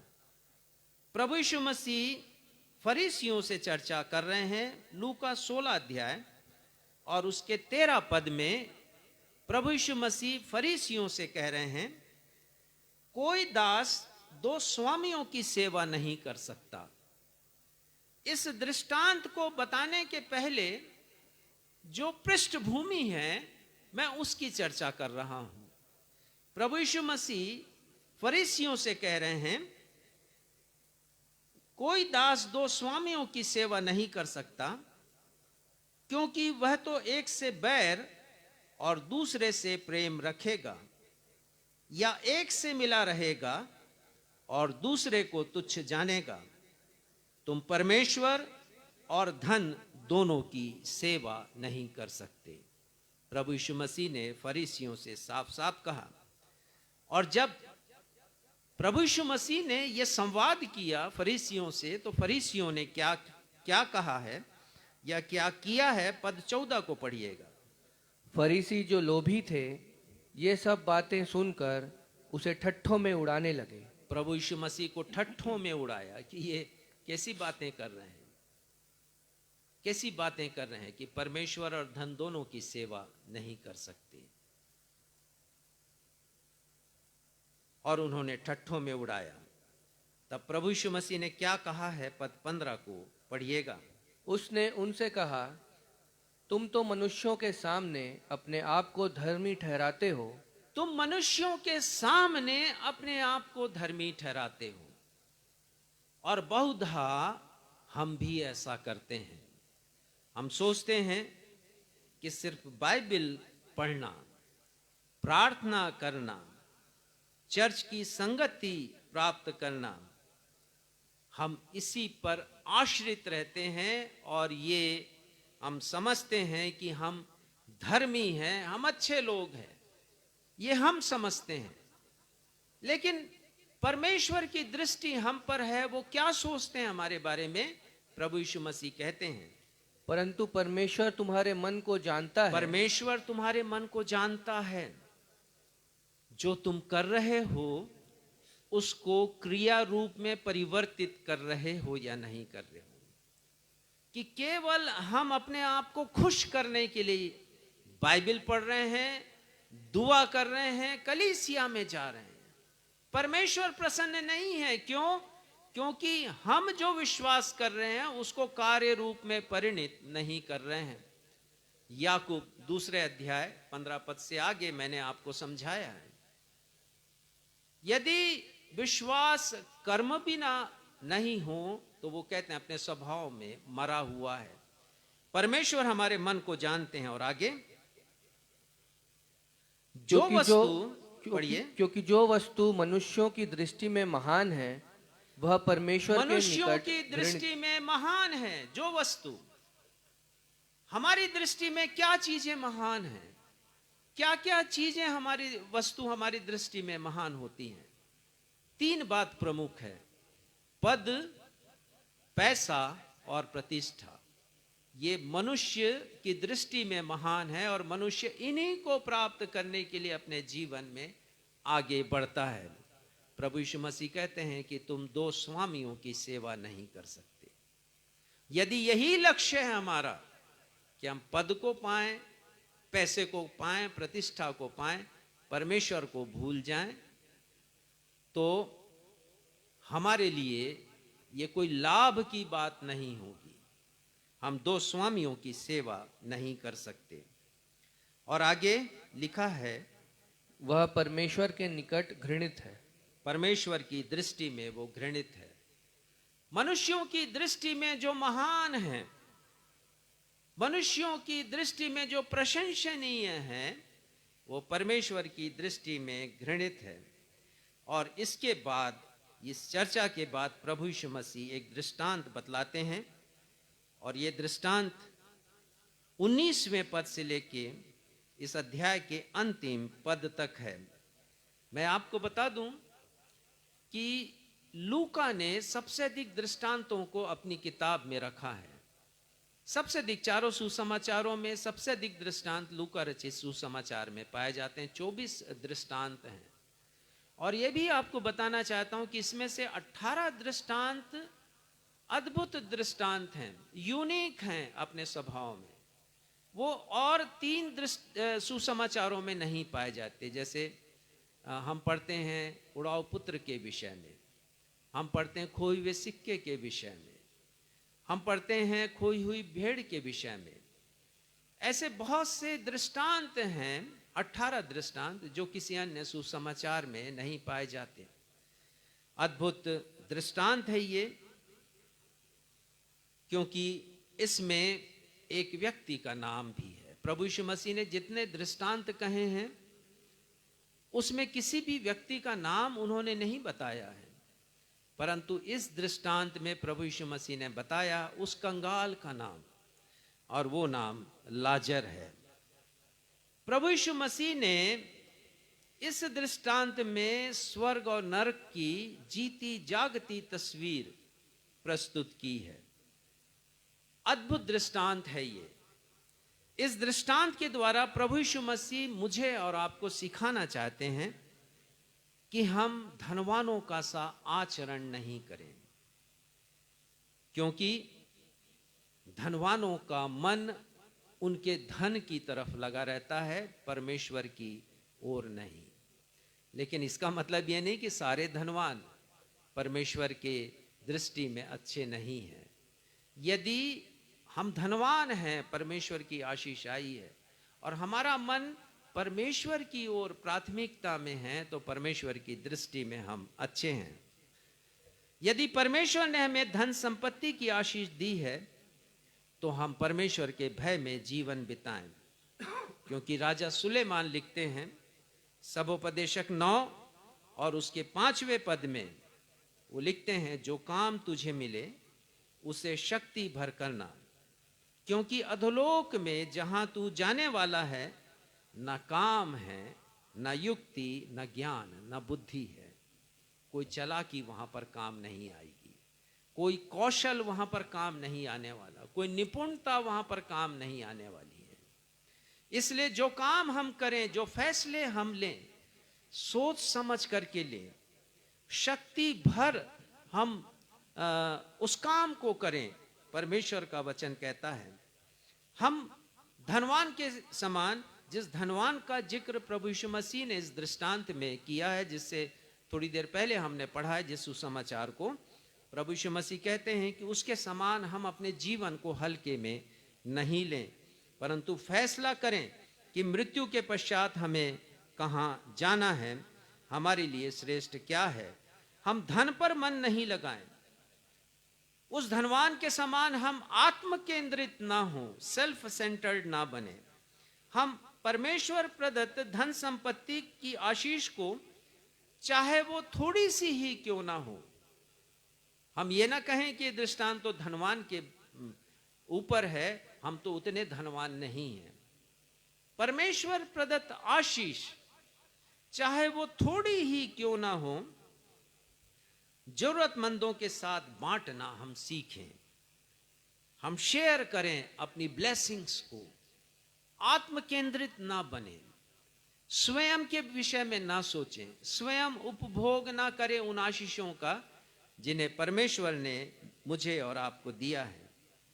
केवल अपने हित के लिए हम उसे प्रयोग में ना लाएं, हम स्वार्थी ना बने, हम केवल अपने लिए नहीं जिएं, हमें अपने जीवन का लेखा जोखा, अपने जीवन का हिसाब किताब परमेश्वर पिता को मृत्यु के पश्चात देना है, क्योंकि पृथ्वी पर का बिताया जीवन ही यह निर्धारित करेगा कि मृत्यु के पश्चात का मेरा और आपका जीवन कैसा होगा। मैं फिर से रिपीट करूंगा, पृथ्वी पर बिताया गया जीवन ही ये तय करेगा, ये निर्धारित करेगा कि मृत्यु के पश्चात का जीवन कहां पर बीतेगा, कैसा होगा वो जीवन। इस दृष्टांत में दो व्यक्तियों के जीवन की तुलना की गई है, ध्यान से सुनिएगा।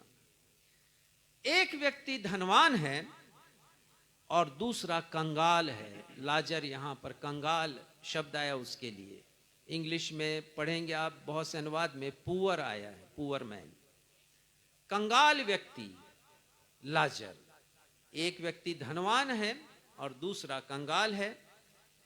इन दोनों के पृथ्वी पर के जीवन की तुलना मृत्यु के बाद के जीवन से की गई है। बहुत ही अच्छी तरह प्रभु यीशु मसीह ने कम शब्दों में बहुत बड़ी व्याख्या उन्होंने की है। जैसे धनवान व्यक्ति मृत्यु के पूर्व सुख विलास का जीवन व्यतीत करता है, तो कंगाल व्यक्ति मृत्यु के पश्चात सुख के जीवन में है, सुखी जीवन में है। वो कंगाल व्यक्ति मृत्यु के पूर्व भिखारी है, तो धनवान मृत्यु के पश्चात भिखारी का सा जीवन व्यतीत कर रहा है। यह दृष्टांत हमारे जीवन के बहुत से अनसुलझे प्रश्नों का उत्तर देता है, और यह दृष्टांत जब भी आप पढ़ें, गहराई से एकाग्रचित्त होकर के पढ़ें, तो यह दृष्टांत भीतर से हमें झकझोर देता है कि हमारा अंत कहां पर होगा, हमारा डेस्टिनेशन क्या है, अंतिम पड़ाव हमारा कहां पर है, धनवान के समान या लाजर के समान। यह दृष्टांत मुझे और आपको फैसला लेने पर बाध्य कर देता है कि मृत्यु के पश्चात हमें कहां जाना है। विस्तार से हम इसे देखेंगे। पढ़िएगा पद 19, लूका रचित सुसमाचार 16 अध्याय 19वां पद। धनवान मनुष्य के जीवन से हम 4 बातों को यहां पर पढ़ते हैं। पहली बात, एक धनवान मनुष्य था जो बैंजनी कपड़े और मलमल पहनता बैंगनी वस्त्र पहनता था। हम पहले यहां पर रुकेंगे। बैंगनी वस्त्र पहनता था। बैंगनी वस्त्र राजा महाराजाओं का वस्त्र था। तो आप समझ सकते हैं कि कितने शान शौकत से वो रहता था, राजा महाराजाओं को। और यदि आप अपने स्मरण शक्ति को प्रभु यीशु मसीह के ऊपर आप केंद्रित करें तो आप पाएंगे कि प्रभु यीशु मसीह को भी एक बागा पहनाया गया था, बैंगनी बागा। किरमिजी आया है मत्ती रचित सुसमाचार 27 अध्याय के 28वें पद में। सिपाहियों ने पहनाया है और उपहास उड़ाया कि तू यहूदियों का राजा है। राजा पहना करते थे। कहीं से वो फटा पुराना बागा लेकर के आ गए प्रभु यीशु मसीह को पहनाने के लिए। तो ये बैंगनी वस्त्र पहनता था, ये जो उसके अमीरीपन को प्रदर्शित करता था कि ये कितना अमीर है, एक आम आदमी की पहुंच से काफी दूर था। दूसरी बात, और मलमल पहनता मलमल पहनता, मलमल के वस्त्र पहनता था। अर्थात आप समझिए, मलमल के वस्त्र पहले पहना उसने और उसके ऊपर उसने बैंगनी बागा या बैंगनी कोट उसने पहना है या धारण किया है। तो मलमल के वस्त्र भी बहुत महंगे आते थे। और मैंने पढ़ा है कि इज़राइल देश में उस समय मलमल के वस्त्र हमारे हिंदुस्तान से एक्सपोर्ट किए जाते थे, क्योंकि मैंने पढ़ा कि ढाका में बहुत शानदार मलमल के वस्त्र बनते थे। और मैंने ये पढ़ा कि पूरी थान की थान यदि अंगूठी के बराबर कोई छिद्र हो तो थान पूरी की पूरी इतनी मुलायम होती थी और इतनी फाइन होती थी कि वो पूरी की पूरी थान निकल जाया करती थी। तो मलमल का वस्त्र जो एक्सपोर्ट होता था उसको ये पहना करता था। और आगे तीसरी बात, और प्रतिदिन सुख विलास, प्रतिदिन, ऐसा नहीं कि हफ्ता 2 हफ्ते में, महीने 2 महीने में, प्रतिदिन सुख विलास के साथ वो जीता था। आत्म केंद्रित जीवन था, ऐश्वर्य के साथ रहता था, ठाठ भाट से उसका जीवन भरा हुआ था। और उसके बाद चौथी बात, और धूमधाम के साथ रहता था। धूमधाम के साथ रहता था। धूमधाम के साथ रहना मतलब प्रदर्शन करता था अपनी अमीरी का, मैं कितना अमीर हूं, प्रदर्शित करता था। उसका जीवन आडंबर से भरा था, दिखावे का जीवन वो जिया करता था। और अपनी संपन्नता और धन दौलत को अमीरी को वो दिखाया करता था कि मैं दूसरों से कितना अमीर हूं, देख लो मेरी जीवन शैली को। और वो सोचता था कि ये मेरा धन है, ये मेरी मर्जी है, चाहे मैं उसे कैसे भी खर्च करूं। एक दार्शनिक एपिकूरियन प्रभु यीशु मसीह के पूर्व पैदा हुए थे ग्रीस देश में, और उन्होंने कहा कि यदि आनंद उठाना है जीवन में, उन्होंने कहा कि यदि हम अपने जीवन से डर को दूर करें तो हम आनंद आएगा हमारे जीवन में। और आनंद का करने का तरीका, आनंद पाने का तरीका है eat drink and B Mary, अर्थात खाओ पियो और जियो, अर्थात ऐश करो जीवन को, इस तरीके से तुम जियो।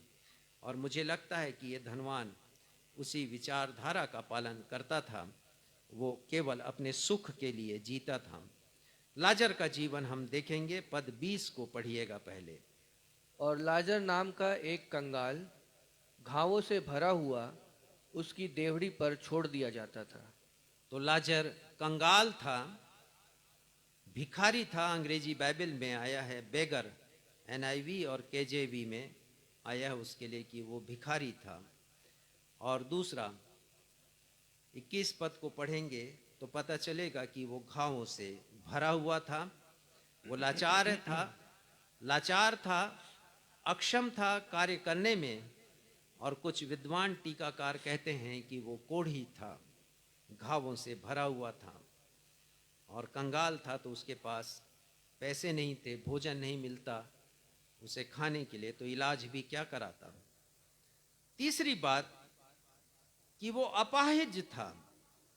आप पढ़ दीजिए 21वां पद भी। और वह चाहता था कि धनवान की मेज पर की जूठन से अपना पेट भरे, वरन कुत्ते भी आकर उसके घावों को चाटते हाँ, थे। 20वें पद के अंतिम हिस्से में लिखा है, घावों से भरा हुआ उसकी डेवढ़ी पर छोड़ दिया जाता था। उसकी अर्थात धनवान की डेवढ़ी पर, धनवान के आलीशान बंगले के फाटक पर वो छोड़ दिया जाता था। मतलब कुछ लोग उसको लेकर के आते थे और वहाँ डाल देते थे। इसका मतलब है कि वो चलने फिरने के योग्य नहीं था, अपाहिज था, दिव्यांग था। और चौथी बात हम देखते हैं, पढ़ा गया 21 पद में, वह चाहता था कि धनवान की मेज पर की जूठन से अपना पेट भरे। तो चाहता तो था, लेकिन मैं समझता हूं कि उसे मिलता नहीं था। उम्मीद लगाए रखता था कि उसकी मेज की जूठन ही उसको मिल जाए, पर वो भी वो पाता नहीं था। एक अभागी जिंदगी वो जी रहा था। और अंतिम बात लाजर के बारे में हम यहाँ पढ़ते हैं कि कुत्ते आकर उसका घाव चाटा करते थे, अर्थात उसका कोई मित्र नहीं था। कोई भी व्यक्ति उसके पास बैठना नहीं चाहता होगा, क्योंकि घावों से बदबू भी आती होगी, असहनीय बदबू। कोई उसका साथी नहीं था जो उसे सांत्वना दे सके, उसे कोई प्रेम के मीठे बोल बोल सके। पद 22 पढ़िएगा। और ऐसा हुआ कि वह कंगाल मर गया, और स्वर्गदूतों ने उसे लेकर इब्राहिम की गोद में पहुंचाया, और वह धनवान भी मरा और गाड़ा गया। पद 22 में लिखा है कि एक दिन दोनों की मृत्यु हो गई। अंतिम संस्कार में भी भिन्नता हम देखते हैं। गरीब का या कंगाल का अंतिम संस्कार उसके तरीके से हुआ। आज भी हम जानते हैं कि किस तरीके से होता है। हम झुग्गी बस्ती में सेवा करते हैं। एक बार मुझे अवसर मिला कि झुग्गी बस्ती की एक महिला, उसकी मृत्यु हो गई, कुष्ठ रोग से ग्रसित थी, वो पीड़ित थी। और उसके पहले की भी एक घटना बता रहा मैं आपको कि उस झुग्गी बस्ती वालों ने हमसे कहा कि यदि कोई मर जाता है तो उसकी लाश को उठाने के लिए हमारे पास कोई साधन नहीं है कि हम उसको अपनी झुग्गी बस्ती से उठा कर लेके जाएं और नदी के तट पर हम उसको गाड़ सकें, क्योंकि रिक्शा वाले भी कोई तैयार नहीं होते। हमारे पास कोई साधन होता नहीं है कि हम उस मृतक को इतनी दूरी ले जाकर गाड़ सकें। तो उन्होंने कहा कि हमारे लिए कोई 4 पहिया गाड़ी की व्यवस्था कर दी जाए, जैसे ठेला होता है, ठेले की व्यवस्था की जाए। तो हमने उनके लिए ठेले की व्यवस्था की। और जब उस झुग्गी बस्ती की एक महिला की मृत्यु हुई तो मैंने निश्चय किया कि मैं इनके अंतिम संस्कार में शामिल होऊंगा, क्योंकि वो महिला हम सभी से बड़ा प्रेम करती थी। तो अंतिम संस्कार में शामिल होने के लिए मैं आया, और मैं आपको बता नहीं सकता हूं कि किस गंदी जगह में, किस बदबूदार जगह में उनका अंतिम संस्कार किया गया। आज भी होता है। यहां हम पढ़ते हैं कि लाजर की पहले मृत्यु हुई, उसके अंतिम संस्कार का कोई जिक्र नहीं है, यहां पर कोई उल्लेख नहीं। और मुझे लगता है कि मित्रहीन व्यक्ति, घावों से भरा हुआ, जिसके घावों से बदबू आती थी, लावारिस खींच कर ले जाया गया होगा, कहीं पर फेंक दिया गया होगा उसको। और पढ़ते हैं कि लाजर की मृत्यु के पश्चात धनवान व्यक्ति की भी मृत्यु हुई है और वो गाड़ा गया है। धूमधाम से वो रहता था, तो वैसे ही धूमधाम से गाड़ा भी गया होगा। शव यात्रा उसकी निकाली गई होगी। प्रतिष्ठित व्यक्तियों में वो गिना जाता था। उसकी प्रशंसा में उसकी मृत्यु के पश्चात उसके उत्तम चरित्र का बखान किया गया होगा। अनेक लोगों ने प्रशंसा की होगी उसकी। शब्द आया है कि वो गाड़ा गया। परमेश्वर का वचन अद्भुत है, और अद्भुत है परमेश्वर के ख्यालात, परमेश्वर की विचारधारा। परमेश्वर के वचन में आप पढ़ लीजिए, कहीं धनवान का नाम नहीं है। संसार में वो लोकप्रिय था, परंतु परमेश्वर की दृष्टि में नहीं। पद 15 में हम पढ़ते हैं, प्रभु यीशु मसीह ने कहा, तुम तो मनुष्यों के सामने अपने को धर्मी ठहराते हो, परंतु परमेश्वर तुम्हारे मन को जानता है। प्रभु यीशु मसीह धनवानों के विषय में और फरीसियों के विषय में बात कर रहे थे। फरीसी में से बहुत से लोग बहुत धनवान थे। वो कहते हैं कि परमेश्वर तुम्हारे मन को जानता है, क्योंकि जो वस्तु मनुष्यों की दृष्टि में महान है वो परमेश्वर के लिए घृणित है। संसार में वो लोकप्रिय था, परंतु परमेश्वर की दृष्टि में धनी नहीं। मैं और आप इस वाक्यात से शिक्षा लें। शिक्षा ये लें कि जीवन हम ऐसा जिएं जो परमेश्वर की नजर में हो। जीवन हम ऐसा जिएं इस पृथ्वी पर कि हमारा नाम परमेश्वर की किताब में हो, कि मौत के बाद जब मेरी और आपकी आत्मा परमेश्वर के सिंहासन के सामने पहुंचे तो स्वर्गदूत जीवन की किताब खोलें और कहें कि आपका स्वागत है, आपका नाम जीवन की किताब में है। परमेश्वर के वचन में कंगाल का नाम है और नाम है लाजर। हिब्रू भाषा के 2 शब्दों के मेल से यह बना है, एलाजर, और जिसका अर्थ होता है परमेश्वर जिसकी सहायता करे। और परमेश्वर ने सहायता की, लावारिस फेंक दिया गया। कोई आंसू बहाने वाला नहीं उसकी मौत पर, लेकिन एलाजर परमेश्वर सहायता करते हैं। पढ़िएगा पद 22 फिर से, और ऐसा 16:22। और ऐसा हुआ कि वह कंगाल मर गया और स्वर्गदूतों ने उसे लेकर इब्राहिम की गोद में स्वर्गदूतों पहुंचाया। को भेजा परमेश्वर ने, जाओ मेरा एक जन है, घावों से भरा है, उसकी मौत पर कोई रोने वाला नहीं, कोई छाती पीटने वाला नहीं, उसके स्मरण में कोई प्रशंसा करने वाला नहीं, लेकिन तुम जाओ, वो मेरा व्यक्ति है, उसकी आत्मा को लेकर आओ। स्वर्गदूतों को भेजा है परमेश्वर ने, और ये सम्मान देते हैं परमेश्वर। और ये सम्मान परमेश्वर मुझे और आपको, हर एक व्यक्ति को देंगे मौत के बाद, कि वो स्वर्गदूतों को भेजेंगे। इंसानी आंखें देख नहीं पाएंगी, लेकिन परमेश्वर भेजेंगे, स्वर्गदूत आएंगे और आत्मा को उठाकर ले जाएंगे। और कहां पहुंचाएंगे? क्या पढ़ा आपने? इब्राहिम की गोद में पहुंचाया। इब्राहिम की गोद में, अब्राहम की गोद में लाजर पहुंचाया गया। क्या आप नहीं चाहेंगे कि मौत के बाद आपकी आत्मा को लेने के लिए परमेश्वर पिता किसी स्वर्गदूत को भेजें? और यदि चाहेंगे तो हाँ, आज का वचन आपके लिए है, आपको फैसला करना है। लिखा है, स्वर्गदूत ने लाजर को अब्राहम पिता की गोद में पहुंचाया। अब्राहम पिता की गोद का मतलब क्या है? स्वर्गीय जीवन की एक छोटी तस्वीर प्रभु यीशु मसीह ने दी है। जहां पर पहुंचाया है वो स्वर्ग की एक छोटी तस्वीर, असली स्वर्ग नहीं है। असली स्वर्ग तो और भी सुंदर होगा और भी विशाल होगा। एक छोटी तस्वीर है। ये स्थान अस्थाई आश्रय स्थल है विश्वासी आत्माओं का, ऐसी हरेक उन आत्माओं का जिन्होंने अपने विश्वास को कार्य में परिणित किया है। उधर दूसरी ओर धनवान के विषय में लिखा है, पढ़िएगा पद 23। और अधोलोक में उसने पीड़ा में पड़े, वो अधोलोक में पहुंचाया गया है। दुष्ट लोग आए होंगे उसकी आत्मा को लेने के लिए, लिखा तो नहीं है, लेकिन मैं कल्पना करता हूं। दुष्ट आदमी था, कठोर था।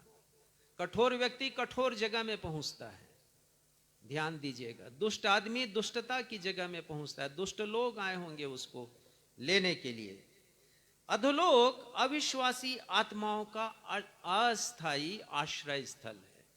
ये दोनों टेम्परेरी है। अब्राहम की गोद भी अस्थाई है और अधोलोक भी अस्थाई है। अधोलोक पीड़ा और तड़पने का स्थान है। अधोलोक हमारे सोच विचारों से अधिक पीड़ादायक है और स्वर्ग हमारे सोच विचारों से अधिक खूबसूरत और सुखदायक है। ये ध्यान दीजिएगा। क्या आप चाहेंगे कि मृत्यु के पश्चात ऐसी पीड़ादायक स्थान में पहुंचे जिसके बारे में मैं आने वाले रविवार को वर्णन करूंगा? आप नहीं चाहेंगे, कदापि नहीं चाहेंगे, तो आज ही फैसला कीजिए। नीति वचन का एक पद हम देखेंगे, दोनों के जीवन में कैसे इस पद ने काम किया। नीति वचन 11 और उसका 7वां पद आपको मिलता है तो पढ़िएगा। जब दुष्ट मरता तब उसकी आशा टूट जाती है। हाँ, ये धनवान व्यक्ति के विषय में ये पद है, उन व्यक्तियों के विषय में जिनकी आशा टूट जाती है, जो दुष्ट होते हैं। दुष्ट मरता है तो उसकी आशा टूट जाती है। आने वाले रविवार को हम देखेंगे कि कैसे उसकी आशा टूटी है। और 8वें पद का पहला हिस्सा पढ़िएगा। धर्मी विपत्ति से छूट और जाता धर्मी है। विपत्ति से छूट जाता है। हम देखते हैं कि स्वतंत्रता मिल गई, लाजर को स्वतंत्रता मिली उस विपत्ति से जिसे वो पृथ्वी पर भोग रहा था। मृत्यु के पहले का दृश्य कुछ और है, जो इस पृथ्वी का दृश्य है वो कुछ और है, और मृत्यु के पश्चात का जो दृश्य है वो कुछ और है। दृश्य पलट जाता है, बिल्कुल पलट जाएगा। मौत के बाद वो दृश्य उल्टा हो जाएगा। प्रश्न यहां पर खड़ा होता है कि लाजर ने ऐसा क्या किया पृथ्वी पर के जीवन में कि स्वर्गदूत ने उसे अब्राहम की गोद में पहुंचाया। आखिर लाजर ने किया क्या है? बहुत कुछ नहीं लिखा उसके विषय में, लेकिन जितना हम जानते हैं परमेश्वर के वचन से मैं आपको बताऊंगा। वो परमेश्वर के भय में रहता था, जरूर कंगाल था, लेकिन परमेश्वर के भय में रहता था। वो परमेश्वर की दृष्टि में धर्मी था। हमने पढ़ लिया भजन संहिता 9:9 और उसके 18 पद में दुहाई देता है परमेश्वर को वो, और परमेश्वर की दृष्टि में धर्मी ठहरता, मतलब धर्मी मतलब निर्दोष ठहरता है कि परमेश्वर के पास वो पहुंच सके। तीसरी बात, परमेश्वर का हृदय, बाइबल के परमेश्वर का हृदय गरीब और कंगाल लोगों के लिए लगा रहता है। प्रभु यीशु मसीह का हृदय कंगाल और गरीब और जरूरतमंदों के लिए, आप सुसमाचार को पढ़ेंगे तो जानेंगे। प्रभु यीशु मसीह गरीबों और कंगालों का प्रभु यीशु मसीह का हृदय उनके लिए, और लाजर के लिए तो उन्होंने अपना हृदय उंडेल दिया। हम देखते हैं यहां पर प्रभु यीशु मसीह ने कहा मत्ती 5:3 में, धन्य है वे जो मन के दीन है। इंग्लिश में लिखा है, blessed are those who are poor in spirit, जो अपने मन में, अपनी आत्मा में गरीब हैं, वो धन्य हैं, प्रभु यीशु मसीह कहते हैं।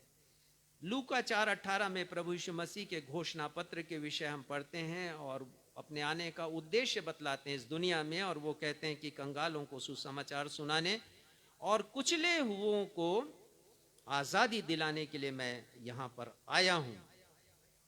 और हम पढ़ते हैं कि एक धनी युवक एक बार प्रभु यीशु मसीह के पास आया और कहने लगा कि मैं अनंत जीवन पाने के लिए मैं क्या करूं, अधिकारी हो जाने के लिए मैं क्या करूं, उसके शब्द थे।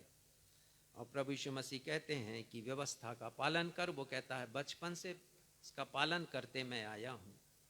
तो ठीक है, प्रभु यीशु मसीह कहते हैं तू अपनी संपत्ति बेच दे, जितना धन दौलत है सब कुछ बेच दे, कंगालों में उसको बांट दे, तब तुझे अनंत जीवन मिलेगा। और हम पढ़ते हैं उसके बारे में कि कंगालों को देना नहीं चाहा उसने, अपनी धन संपत्ति को, उदास होकर चला गया।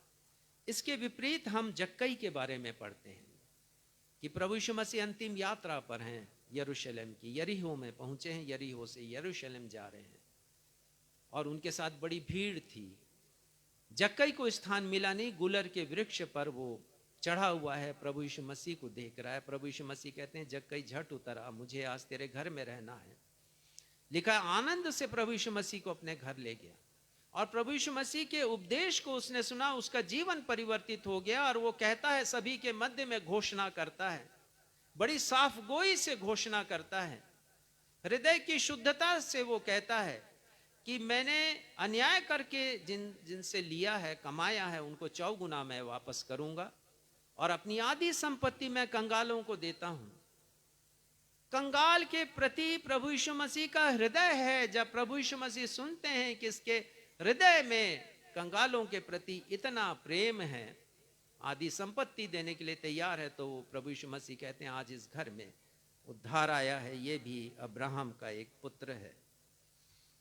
प्रभु यीशु मसीह एक कंगाल विधवा के बारे में बताते हैं जो 2 दमड़ी देती है, परमेश्वर के को वो भेंट अर्पित करती है। प्रभु यीशु मसीह कहते हैं कि सबसे बढ़कर, धनवानों से बढ़कर इसने डाला है, क्योंकि अपनी पूरी आजीविका इसने डाल दी है। प्रभु यीशु मसीह कंगालों की प्रशंसा करते हैं।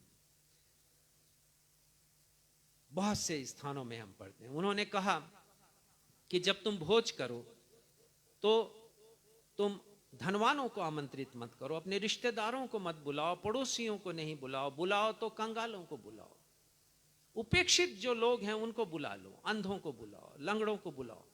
धनवानों को बुलाओगे, संपन्न लोगों को बुलाओगे तो तुम्हें रिपे कर देंगे, तुम्हें वो बुला लेंगे, तुम उनको बुला लोगे, अदला बदली हो जाएगा।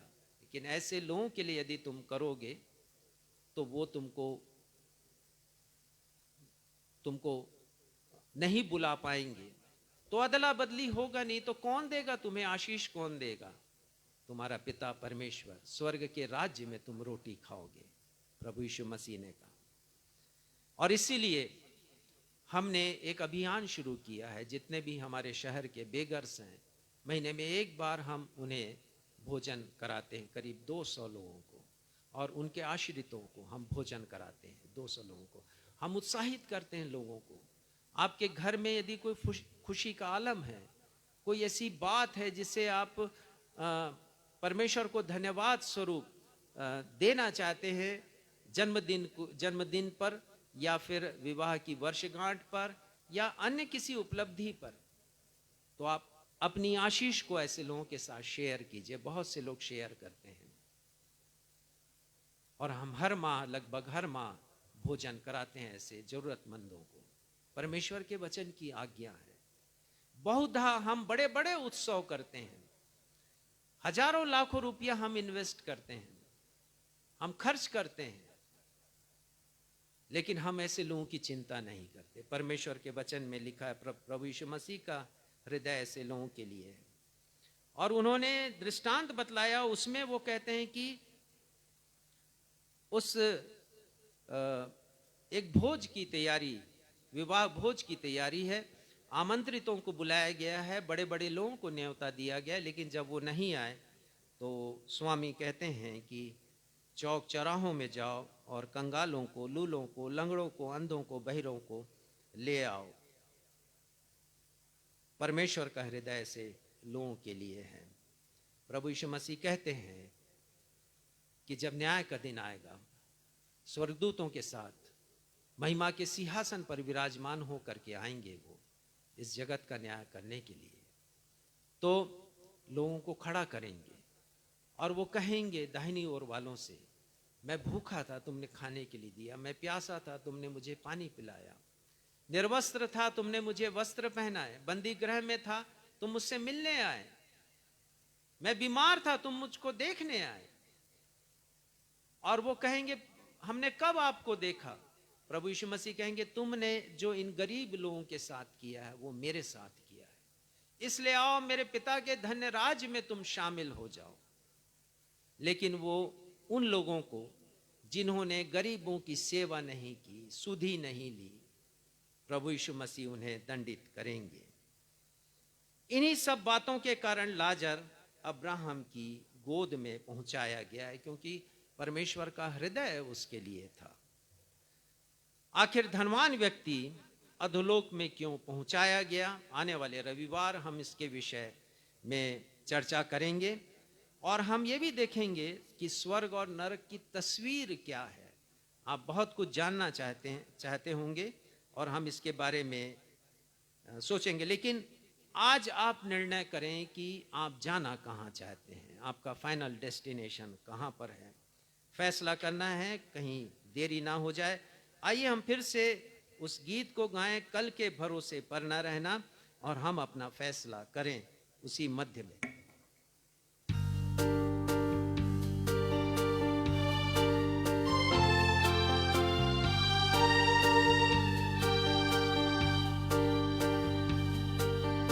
आज मसीह को दिल में बसा ले, कर दे ये जीवन उसी के हवाले। आज मसीह को दिल में बसा ले, कर ले ये जीवन उसी के हवाले। होगी बहारे जीवन में तेरे, होगा सफर ये सुहाना।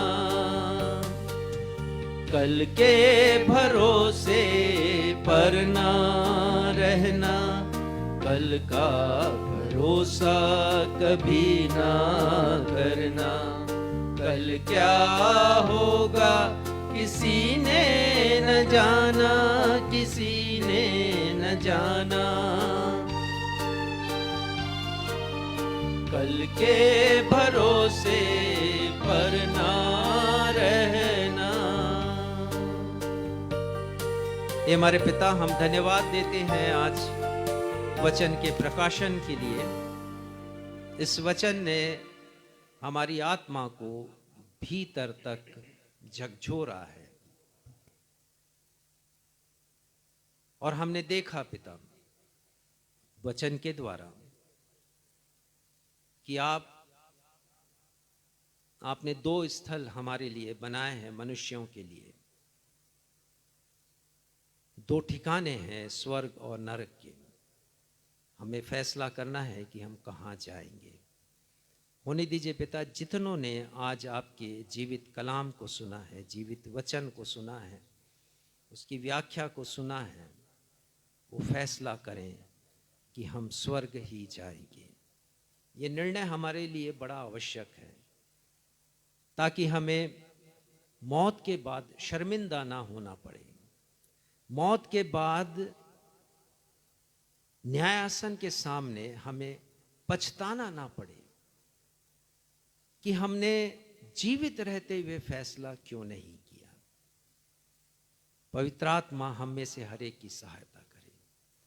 धन्यवाद देते हैं पिता हर एक उस अपने भाई बहन के लिए जिन्होंने आज निर्णय किया है कि आपके वचन के अनुसार वो जीवन व्यतीत करेंगे, आपके वचन के अनुसार प्रभु यीशु मसीह पर विश्वास करेंगे, आपके वचन के अनुसार वो भलाई के कार्यों को करेंगे, ताकि वो जगह पा सकें अब्राहम की गोद में, सुख को पा सकें। पिता, इस जीवन में बहुत समस्याएं, चिंताएं, परेशानियां हैं, पग पग पर बहुत सी रुकावटें हैं।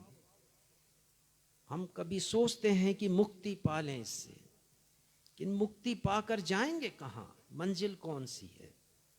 उन्हें दीजिए पिता, हमारी मंजिल अब्राहम की गोद हो। जब मौत हो तो स्वर्गदूत आए हमारी आत्मा को लेने के लिए, जिसे आपने दिया है। जब वो लौटेगी तो स्वर्गदूतों के साथ उस सम्मान को हम प्राप्त कर सकें। धन्यवाद देते हैं पिता आज के वचन के लिए। आने वाले रविवार को फिर आप हमारी सहायता करें कि इस वचन की जो दृष्टांत की जो शेष पद हैं उसकी व्याख्या हम पवित्र आत्मा की सहायता से सुन सकें। धन्यवाद देते हुए इस वचन के लिए, पवित्र आत्मा के प्रकाशन के लिए, मार्गदर्शन के लिए धन्यवाद देते हुए इस प्रार्थना को आपके बेटे हमारे उद्धारकर्ता प्रभु यीशु मसीह के सामर्थी नाम से मांगते हैं। सुनिए और कबूल कीजिए, आमीन। आशीष ग्रहण करें। अब हमारे अद्वैत पिता परमेश्वर का प्रेम, हमारे उद्धारकर्ता प्रभु यीशु मसीह का अनुग्रह और शांतिदायक पवित्र आत्मा की सहभागिता हम में से हर एक के साथ अब से लेकर प्रभु यीशु मसीह के दूसरे आगमन तक हमेशा होती रहे। हम सब कहें आमीन।